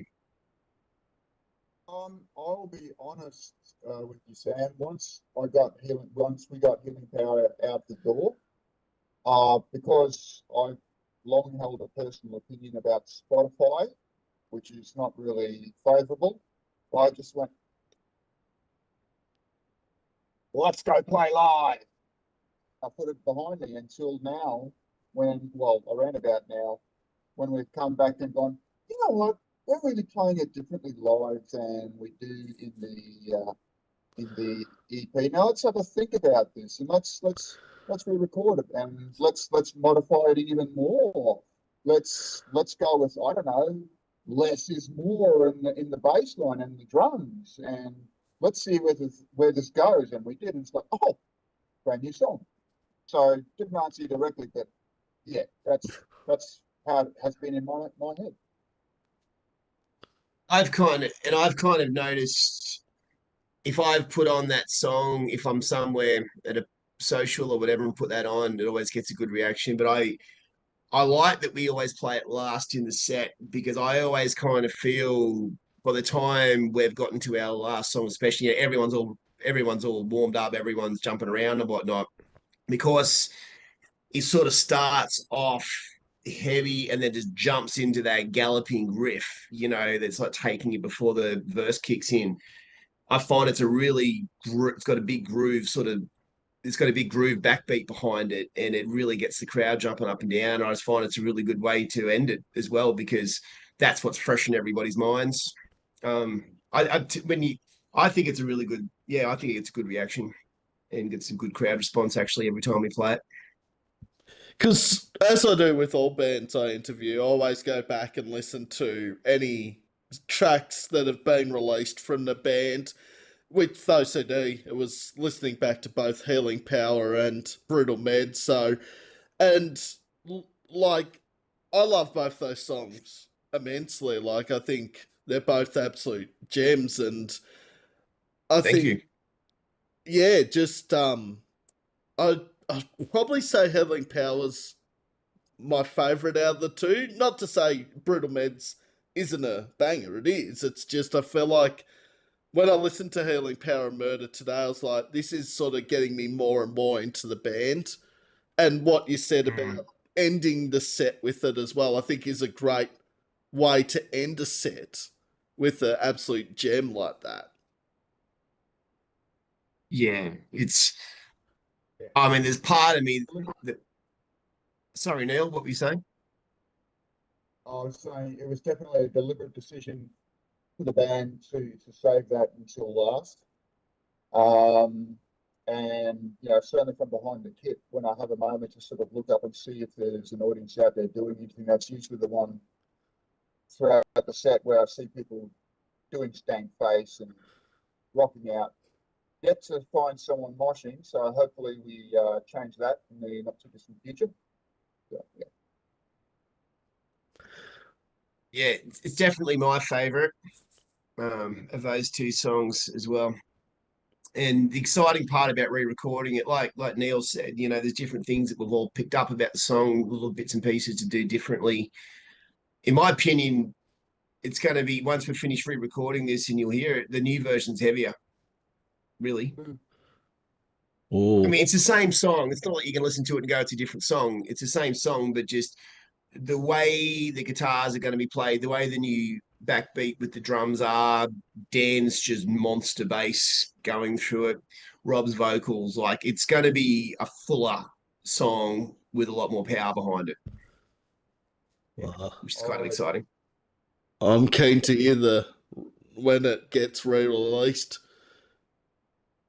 I can't wait to hear more on OCD, honestly. There's a lot of bands at the moment. I'm just waiting, like, you know, 2025's produced some cracking music, and I reckon there's going to be some even more great tunes to come. I'm just like, what haven't we heard this year so far? And I'm thinking, I've heard a few people say, their band's music's on the way. It's like, oh, this might be a good end to 2025 because the end to 2024 was probably some of the best fucking Aussie music. Like Where the Devil dropped Counting Bruises and Sickened and Stained late last year.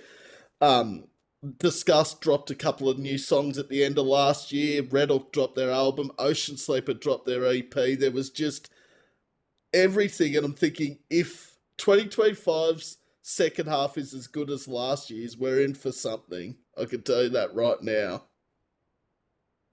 Yeah, there's a lot of good things happening with Australian bands and releasing music, isn't there? Mm. I think one of the biggest compliments that I heard about us at when we played Ticked Off, um, that Ez was telling me that people's feedback to her was they said they wished our set was longer just so they could have heard more of our music.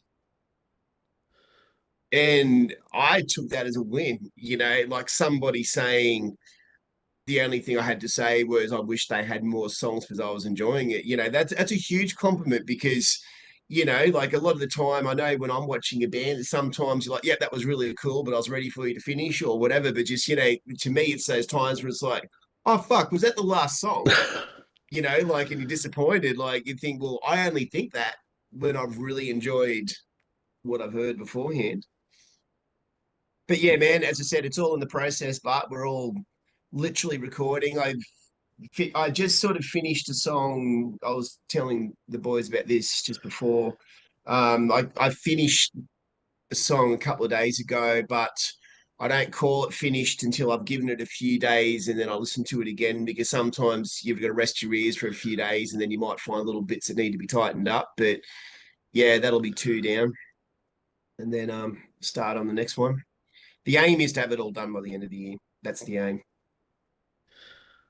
Well, yeah, and I guess if it takes longer than it needs to, sometimes taking longer with the finished product If it's takes another 2-3 weeks longer than you think, and it's what you wanted it to be, then that's very important.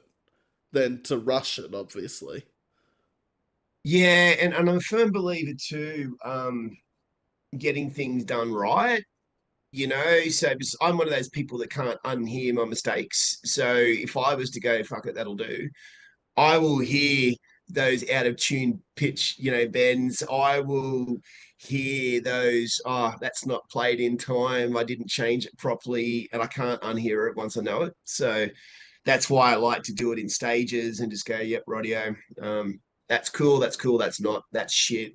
Like there was one part I thought when I was just working on the rhythm before I even got to the leads on this last song that I was working on. I thought I'd finish it all at the rhythm. I thought, yep, it's all done. And I thought I'd have one last listen to it one day before I start all the leads in it. And there was one part of the song I thought, that's a fucking mess. Delete all four guitars. Yep, deleted. We're starting that all over again. It was just my ears thought it was cool at the time, but my later on ears were like, no, no, that's a mess. Delete it. Delete it now, so you have to re-record it properly. And yeah, it's you'd go through that much editing, re-recording, mixing, just to get one song done. And there's always you pick apart something. Like you can't have one song where it's just perfect the first time you practice it, because if that was the case, there wouldn't be second or third editions or Oh remastered. no. However, I have had times when there's been tricky bits of songs that I've also realized too that you can get to a point where you're trying and trying and trying. You just have to go, it's not that part's not happening today. But then, next weekend, I might sit down and pick up a guitar, go, right, I'm going to attempt it. And then I'll nail the bastard on the second attempt. Because, sometimes you just your fingers get fatigued. I'm too, get too frustrated. My wife's hearing me swear a lot coming out of this room. uh, She's well, walking around the house singing the click track, but she's hearing it that often. I can imagine being a drummer, Neil. You must feel the same as Dane when it comes to practicing and trying to get it right, obviously. What Dane was saying about singing clicks and bits and pieces, guilty. Leah's had a bit of a chuckle a couple of times watching me just having a conversation, then a 4 count later, I'm in the middle of a song and another world away in the same room with my bloody wireless headphones just on loop and just obsessing basically. So, yeah, we got the band name right. It's kind of cool though, I find, getting into the zone when you're recording. Whether you do it right, whether you get a good take, whether you get a bad take, I think the experience of getting into the zone when you're recording and creating that, or like I've said, even with this last song, and the boys haven't heard because I haven't shown anyone, what I've done so far, but there's just little bits and pieces that you didn't have before. But once you're sitting back and your arms across, you're listening to it, and then you go, oh, what would go good there, and just because you're recording, you can try it, and you might go, that's rubbish, nope, or you might go, hang on, it was rubbish, but I like where it was going, and then you just modify it. Then all of a sudden you're like, yeah, that's it.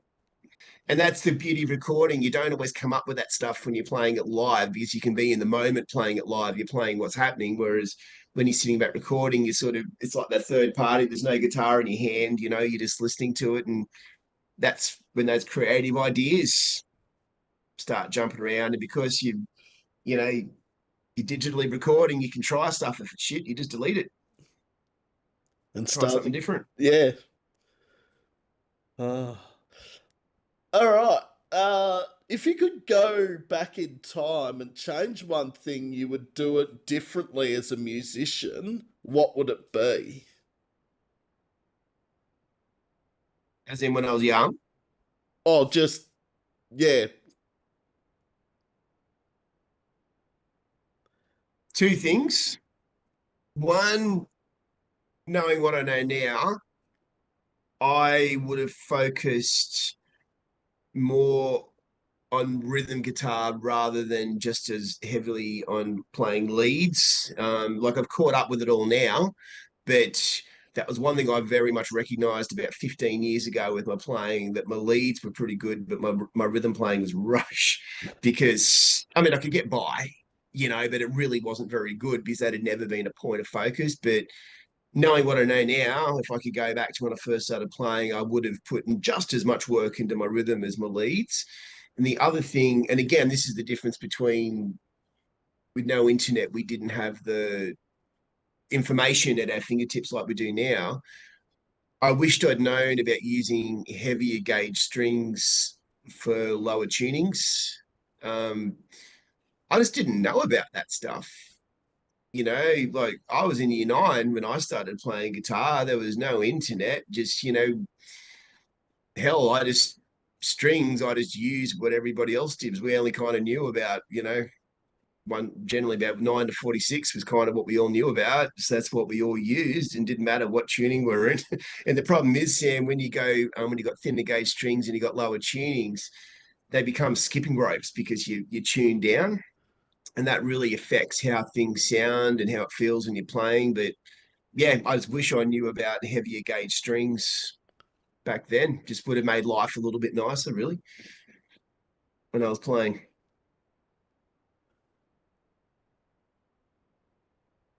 I would spend a lot more time on rudiments than I did. In fact, I'm back to doing rudiments, quite a lot of practice now. And not so much a 15-year ago problem, really, but how to edit my own tracks after recording. Use DAWs. Yeah, I'm rubbish, absolute rubbish. I can barely stitch together a recorded track over a backing track and throw it out to the band. And even that I couldn't have done 6 months ago. Rubbish.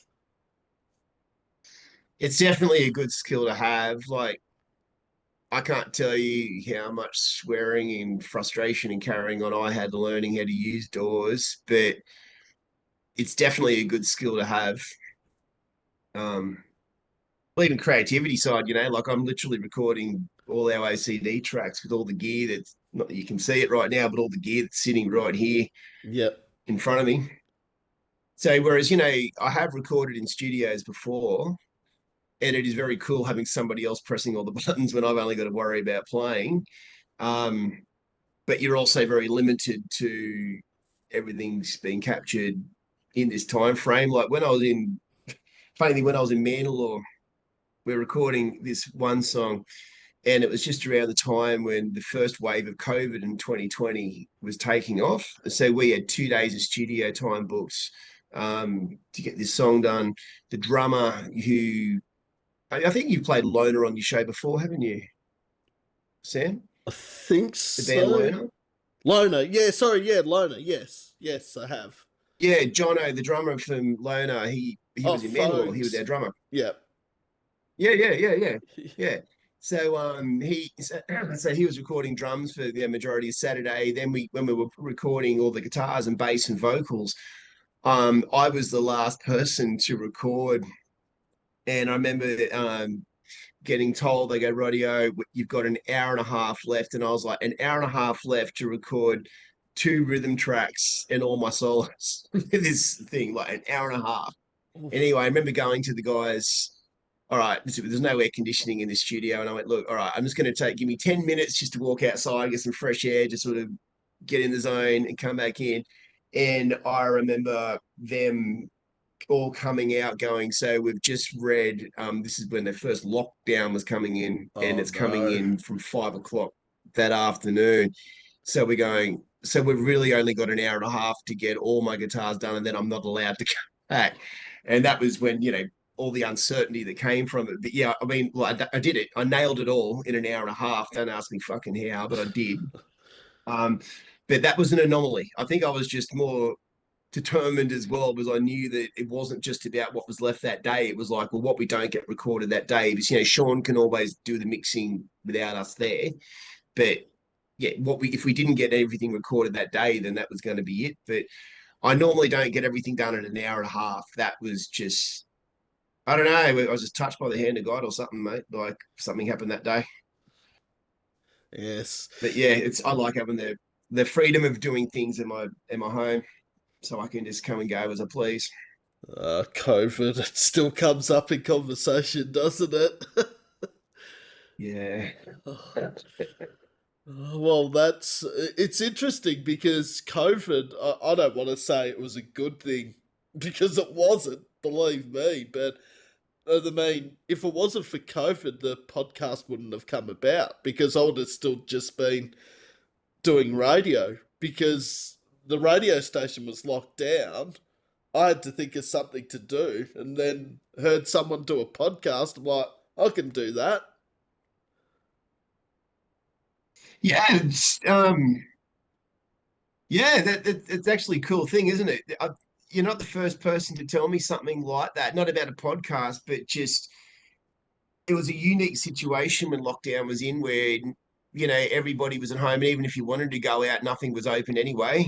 Um, None of us were seeing anybody, hanging out or anything like that. We had a lot more time at home. We had a lot more time to get things done. I know one thing for me was all the video shit that went back and forth with music.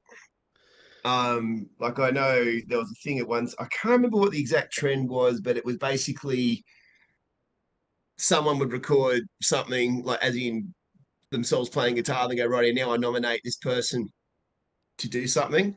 And it was just really cool. Like, it wasn't about who was better, who was worse. It's not about that. It's just more that keeping that engagement sort of happening. And I remember listening to oh, who was it? Joseph from Pure Envy was playing something.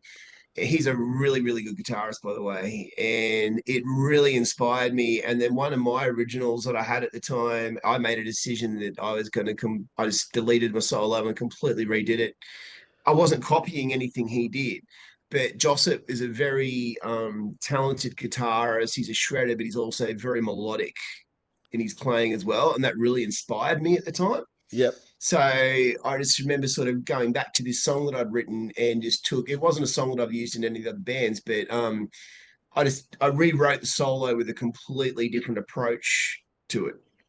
And because it was lockdown, I had all the time in the world to do it. So yeah, I was really wrapped. And I ended up telling him, I was chatting to Joseph one day. I said, oh yeah, guess what, man? I said, I rewrote this after listening to what you put up there. So yeah, no, it was pretty cool. But look, it was a horrible time for everybody. It was a dark time, but there were, I think everyone just made the best of a bad situation. Like, I mean, if you look at, I've got videos on YouTube of me playing. It's usually me after a few beers, that I thought it was a good idea to start recording some shit. um, we all just made the best of a bad situation, didn't Yeah. we? And you had to. Like, I think, oh, sorry, runny nose, of course. That'd be over WebEx. People see nose dripping.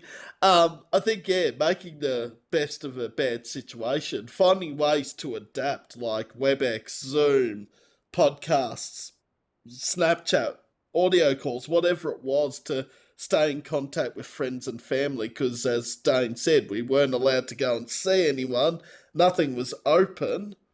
And well, if there was stuff open, we weren't allowed to go there unless it was essential. Yeah. Yeah, no, the cool thing was it kicked us off. It actually re-engaged us with some, like with my wife and I, with some of our friends. Like we've got some American friends that we met in Hawaii a bunch of years ago. And for Brooke's birthday, I'd organized a bunch of friends to video chat Brooke. I booked in everyone for different times of the day Yep. as a surprise tour as well. And the cool thing was with these Americans that we're friends with, we've regularly video chatted with them since. And it got to the point where we're such good friends with them. When we had our honeymoon last year, we actually went and stayed at their house in Kansas City, Missouri, and they traveled around the different states with us as well. And it was really cool having Americans doing that because they could do the driving. So, I didn't have to worry about driving the other side of the road. I did drive, they threw me the keys once. I hated it, eh? I started driving on the wrong side. Like, I was fine driving in a straight line, but I found as soon as I had to go around a corner to turn into another street, that's when my brain was just, nah, hate it. Because, you want to kind of veer left and turn, but you've got to stick to the right and do it. And there's parked cars. And I was just, I just got to where we had to go. And I was like, nah, you go for it, man. I'm a visitor.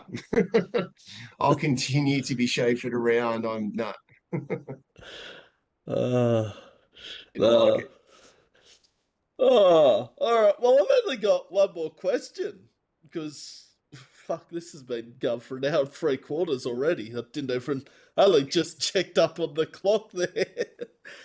Funny how time disappears when you're having fun. Where do Sure does, mate. you, where do you see OCD in 5 years' time? Ooh, 5 years.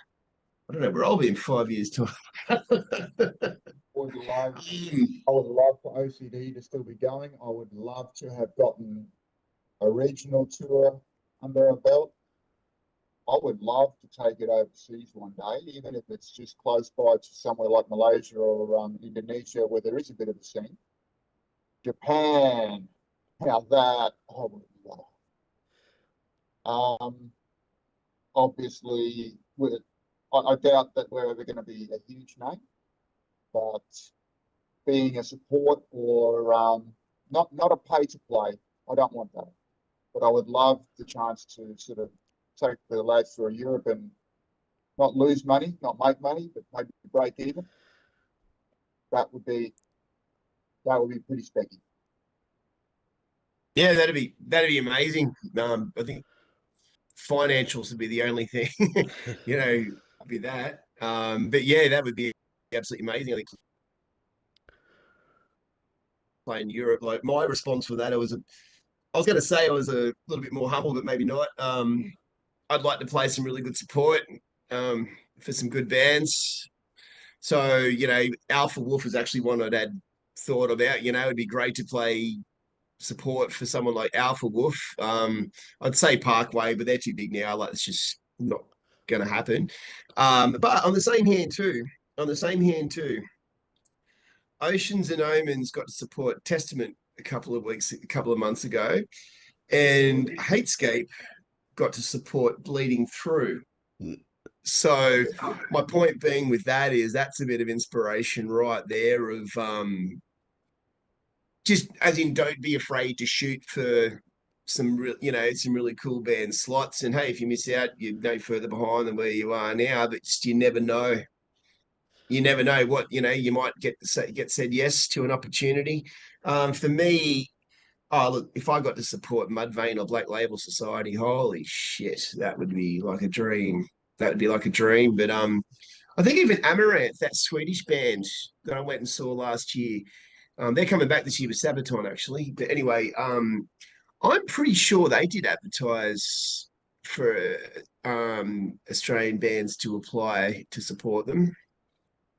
I can't remember who supported them because I was too busy chatting to everybody. That was that person before I saw Amaranth play that night. But yeah, that's what I mean. Like opportunities like that, I think, and that's on me as well to start really keeping my ear to the ground a little bit more about when those bands are starting to talk about coming to Australia to find out when they're actually at that stage where they're looking for bands, just to be aware that it's going on and knowing how to throw my hat in the ring.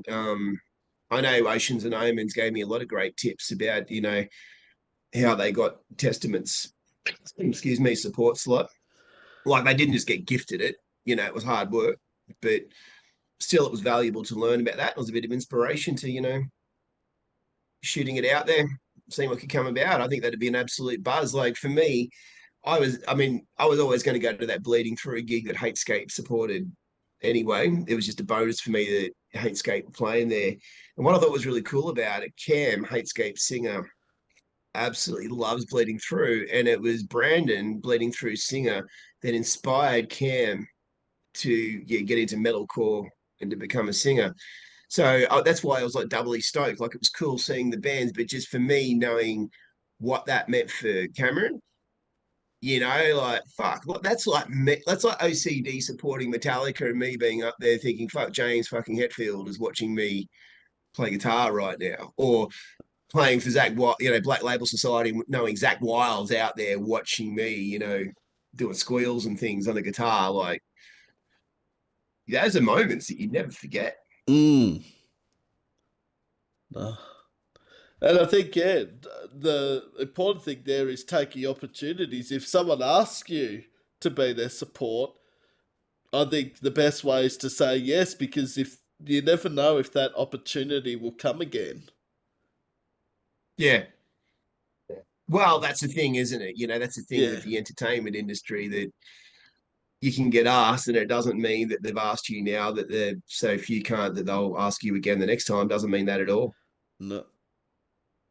And on the topic of Alpha Wolf, a mate's band from Melbourne actually got to open for Alpha Wolf in Narre Warren, and they're really on them. They're starting to make a name for themselves. They're called Melting. They're from Melbourne, and in the first 6 months of this year, they've supported Alpha Wolf and Heists.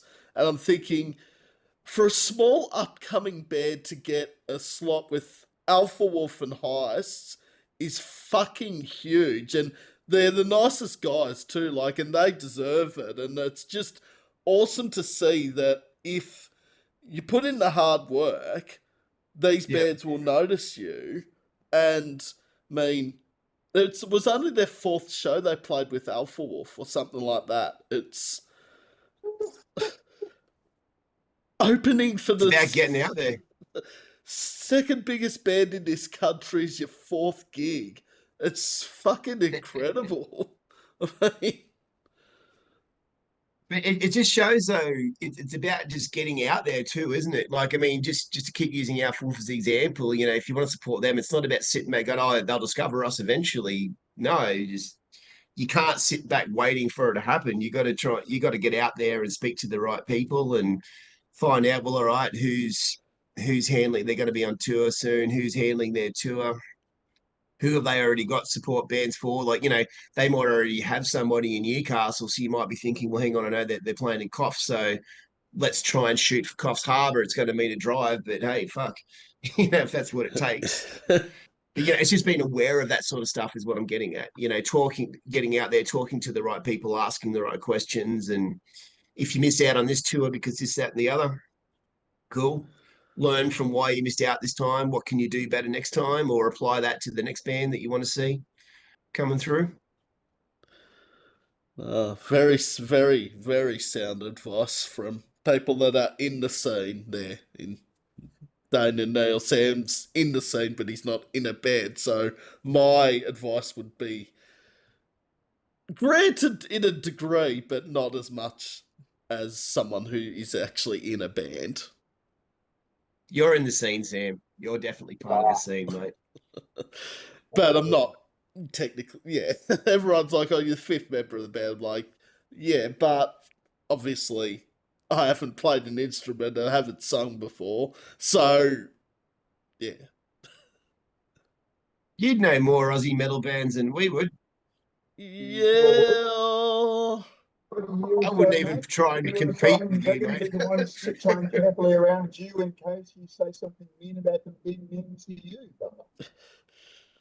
I don't think I could say anything mean about bands because everyone's like, come on, you've got to say something. You're a genuinely decent person. And they're just like, we're going to test you. We'll make something you don't like. I'm like, yeah, but it's not in my nature not to like something. There's stuff that I hear that, okay, it's not as good as the other band stuff, but I wouldn't say it's flat out crap. No way. Because how could I back that up? Like, That would be golden, Sam, listening to you review a band. And I went and saw this band the other night. Quite frankly, they were shit. I think everyone would be shocked if they heard me say that is probably more likely. Should do it one day just to get a rise. Pre-warn the bands to go, look, just letting you know I'm going to be doing a scathing review, but I'm doing it for views. Shit. But it'd have to be a band that I know well. Like, I don't think it could be a band that I don't know and I've just ratted them out because they'll think, hey, hang on a minute, who's this guy trying to rat us out as being shit? It's got to be like a band I've interviewed Oh, or have known for a long time that know that I'd be taking a piss. But even then, I don't think I could do it. Do it for us. I don't even know why Dane bothers picking up a guitar. Oh, no, no, no, no. Oh, it's funny, man. No, I it's don't think funny. I'd do it No, it's as. just, how there's a lot of people that they like leaving those scathing reviews these days. Like they actually, like I know one of the previous bands I was in, were releasing a single, and he contacted this dude because he was known of leaving like it was done without malice, if that makes sense. Okay, And yeah. he wanted this dude to actually do this scathing review on our song because he gets views. People like watching him and hearing him tear this song apart. The only reason why he didn't agree to do it with us is because, and I suppose this is a cool thing, he'd actually already heard our release. And part of his scathing review is a reaction video. So it's like hearing it for the first time, and then you can get his honest, oh, for fuck's sake, listen to that shit, or whatever. Like, but he said, no, I've already heard your song. So he said I couldn't do it as my honest first reaction. But yeah, I thought it was funny, but yeah, that there's people that it's part of their thing. The I think old. it'd be funny. I'd love someone to do that for us. Don't give me ideas, Dane. It'd be like, here's the episode with Dane and Neil, and here's a added bonus. I think We're I going to need, tell you all about how terrible they are. I think I need a little bit more time to think of that than less than 24 hours after the episode goes up. I don't think I could do a scathing review in that short a time. Nah. That'd be funny. But yeah, no. I think some people are trying to push me to do it just to say something really negative. I'm like, nah. Not until I start a band or something, I don't think I could do it. No way. I mean, yeah. I mean, I get it. I know how my brain's wired. I mean, you go out there to listen to bands play, and you're going out there listening to what's good about it. You're not out there going, "I'm here to pick it apart." Like you're going out there to listen. Well, I'm here to hear a band and see what I enjoy about it. Or if you've heard them before, you know the parts that you enjoy, and you're there to go through the moments again. No, totally agree with that. Well, now's the time that the tables get turned. So this has been more of a conversation than questions being asked, but now Neil and Dane have the floor. So Sam is now the person that gets to answer the question or questions. So if Neil or Dane have anything they want to ask me, now's the time. Favorite Star Wars character? That's out of left field, Dane. Favorite Star Wars Try to character? be. I don't know. I think it's got to be Chewbacca. I don't know why. I just. Yeah, he's good attitude. And I love the noise he makes. That looked really bad over WebEx. That's. That was a really bad imitation of Chewbacca as well. Sorry to Chewbacca fans. you're a But he did promoter. well. Sam, you're a promoter. Yep. What bands are you putting on your show? You got 4. Oh, I like that one. Promoter. So, just to um, get this right, it could be international and Australian. Dealer's choice. Okay. Shit, that's actually harder than I thought to answer, Neil. I feel like Alpha Wolf have to be on there, just given how big they are at the moment. I mean, Dane mentioned it earlier in the episode. Dane was in the US and Kansas City talking to someone that actually knew who Alpha Wolf was. So I feel like Alpha Wolf has to be on that lineup. I feel like controversial, but Electric Callboy, I feel like would have to be on there.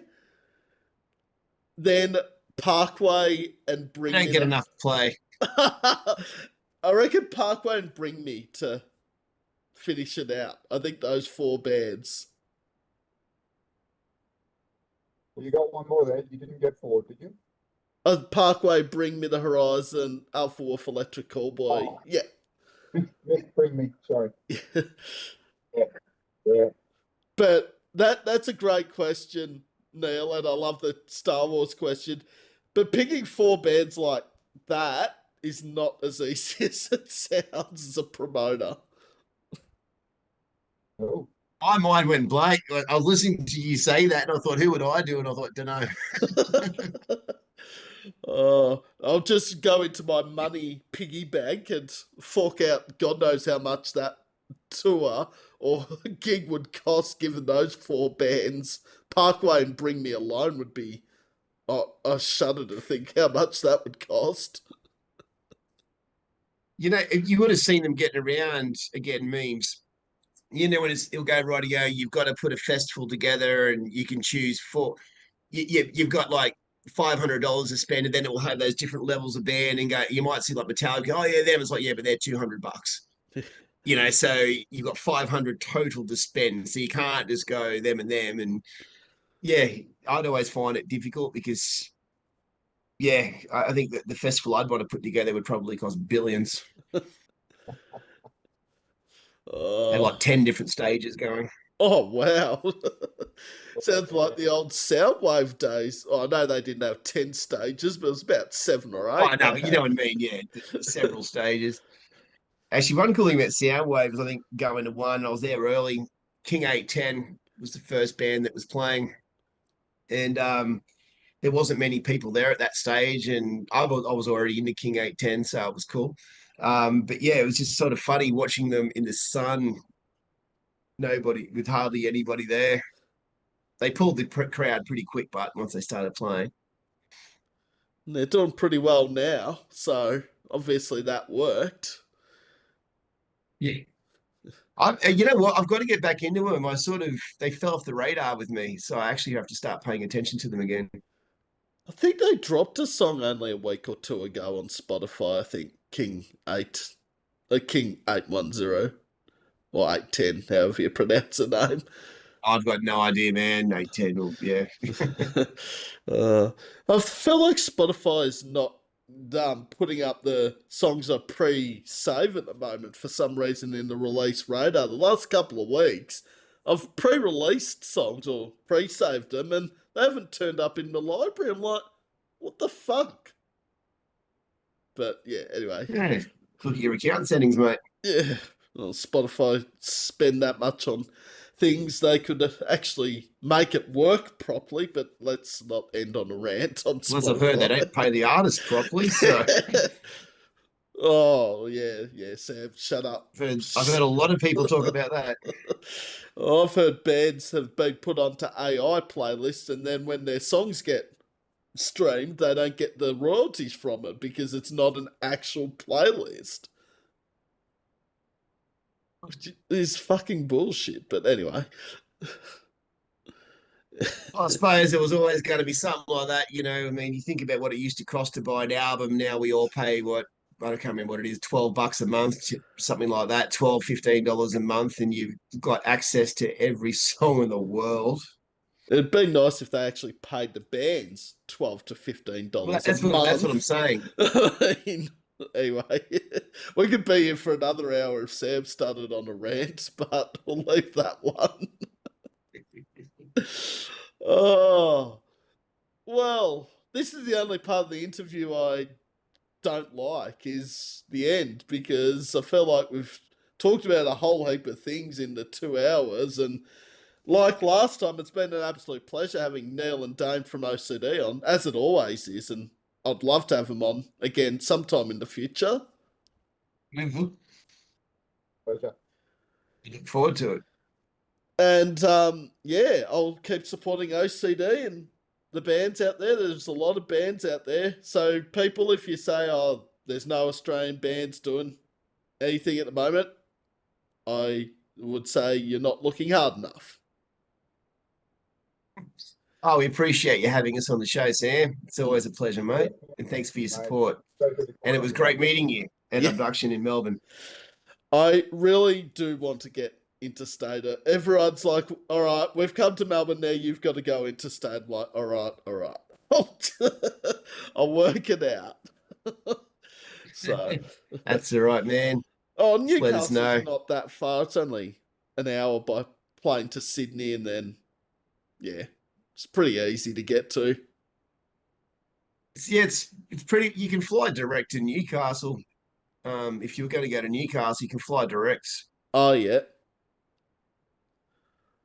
Well, I'll keep you posted. I'm hoping to get interstate sometime in the next 12 months. Hopefully. Look forward to it, mate. And I'll send both Neil and Dane the link to this episode. I'll watch it back as I always do with the episodes. I've had no issues on either front here, audio or visual. Some people might say, oh, we'll just turn Sam's camera off so we only have to hear his talking, not his visual. But No. anyway, thought I'd throw that in at the end.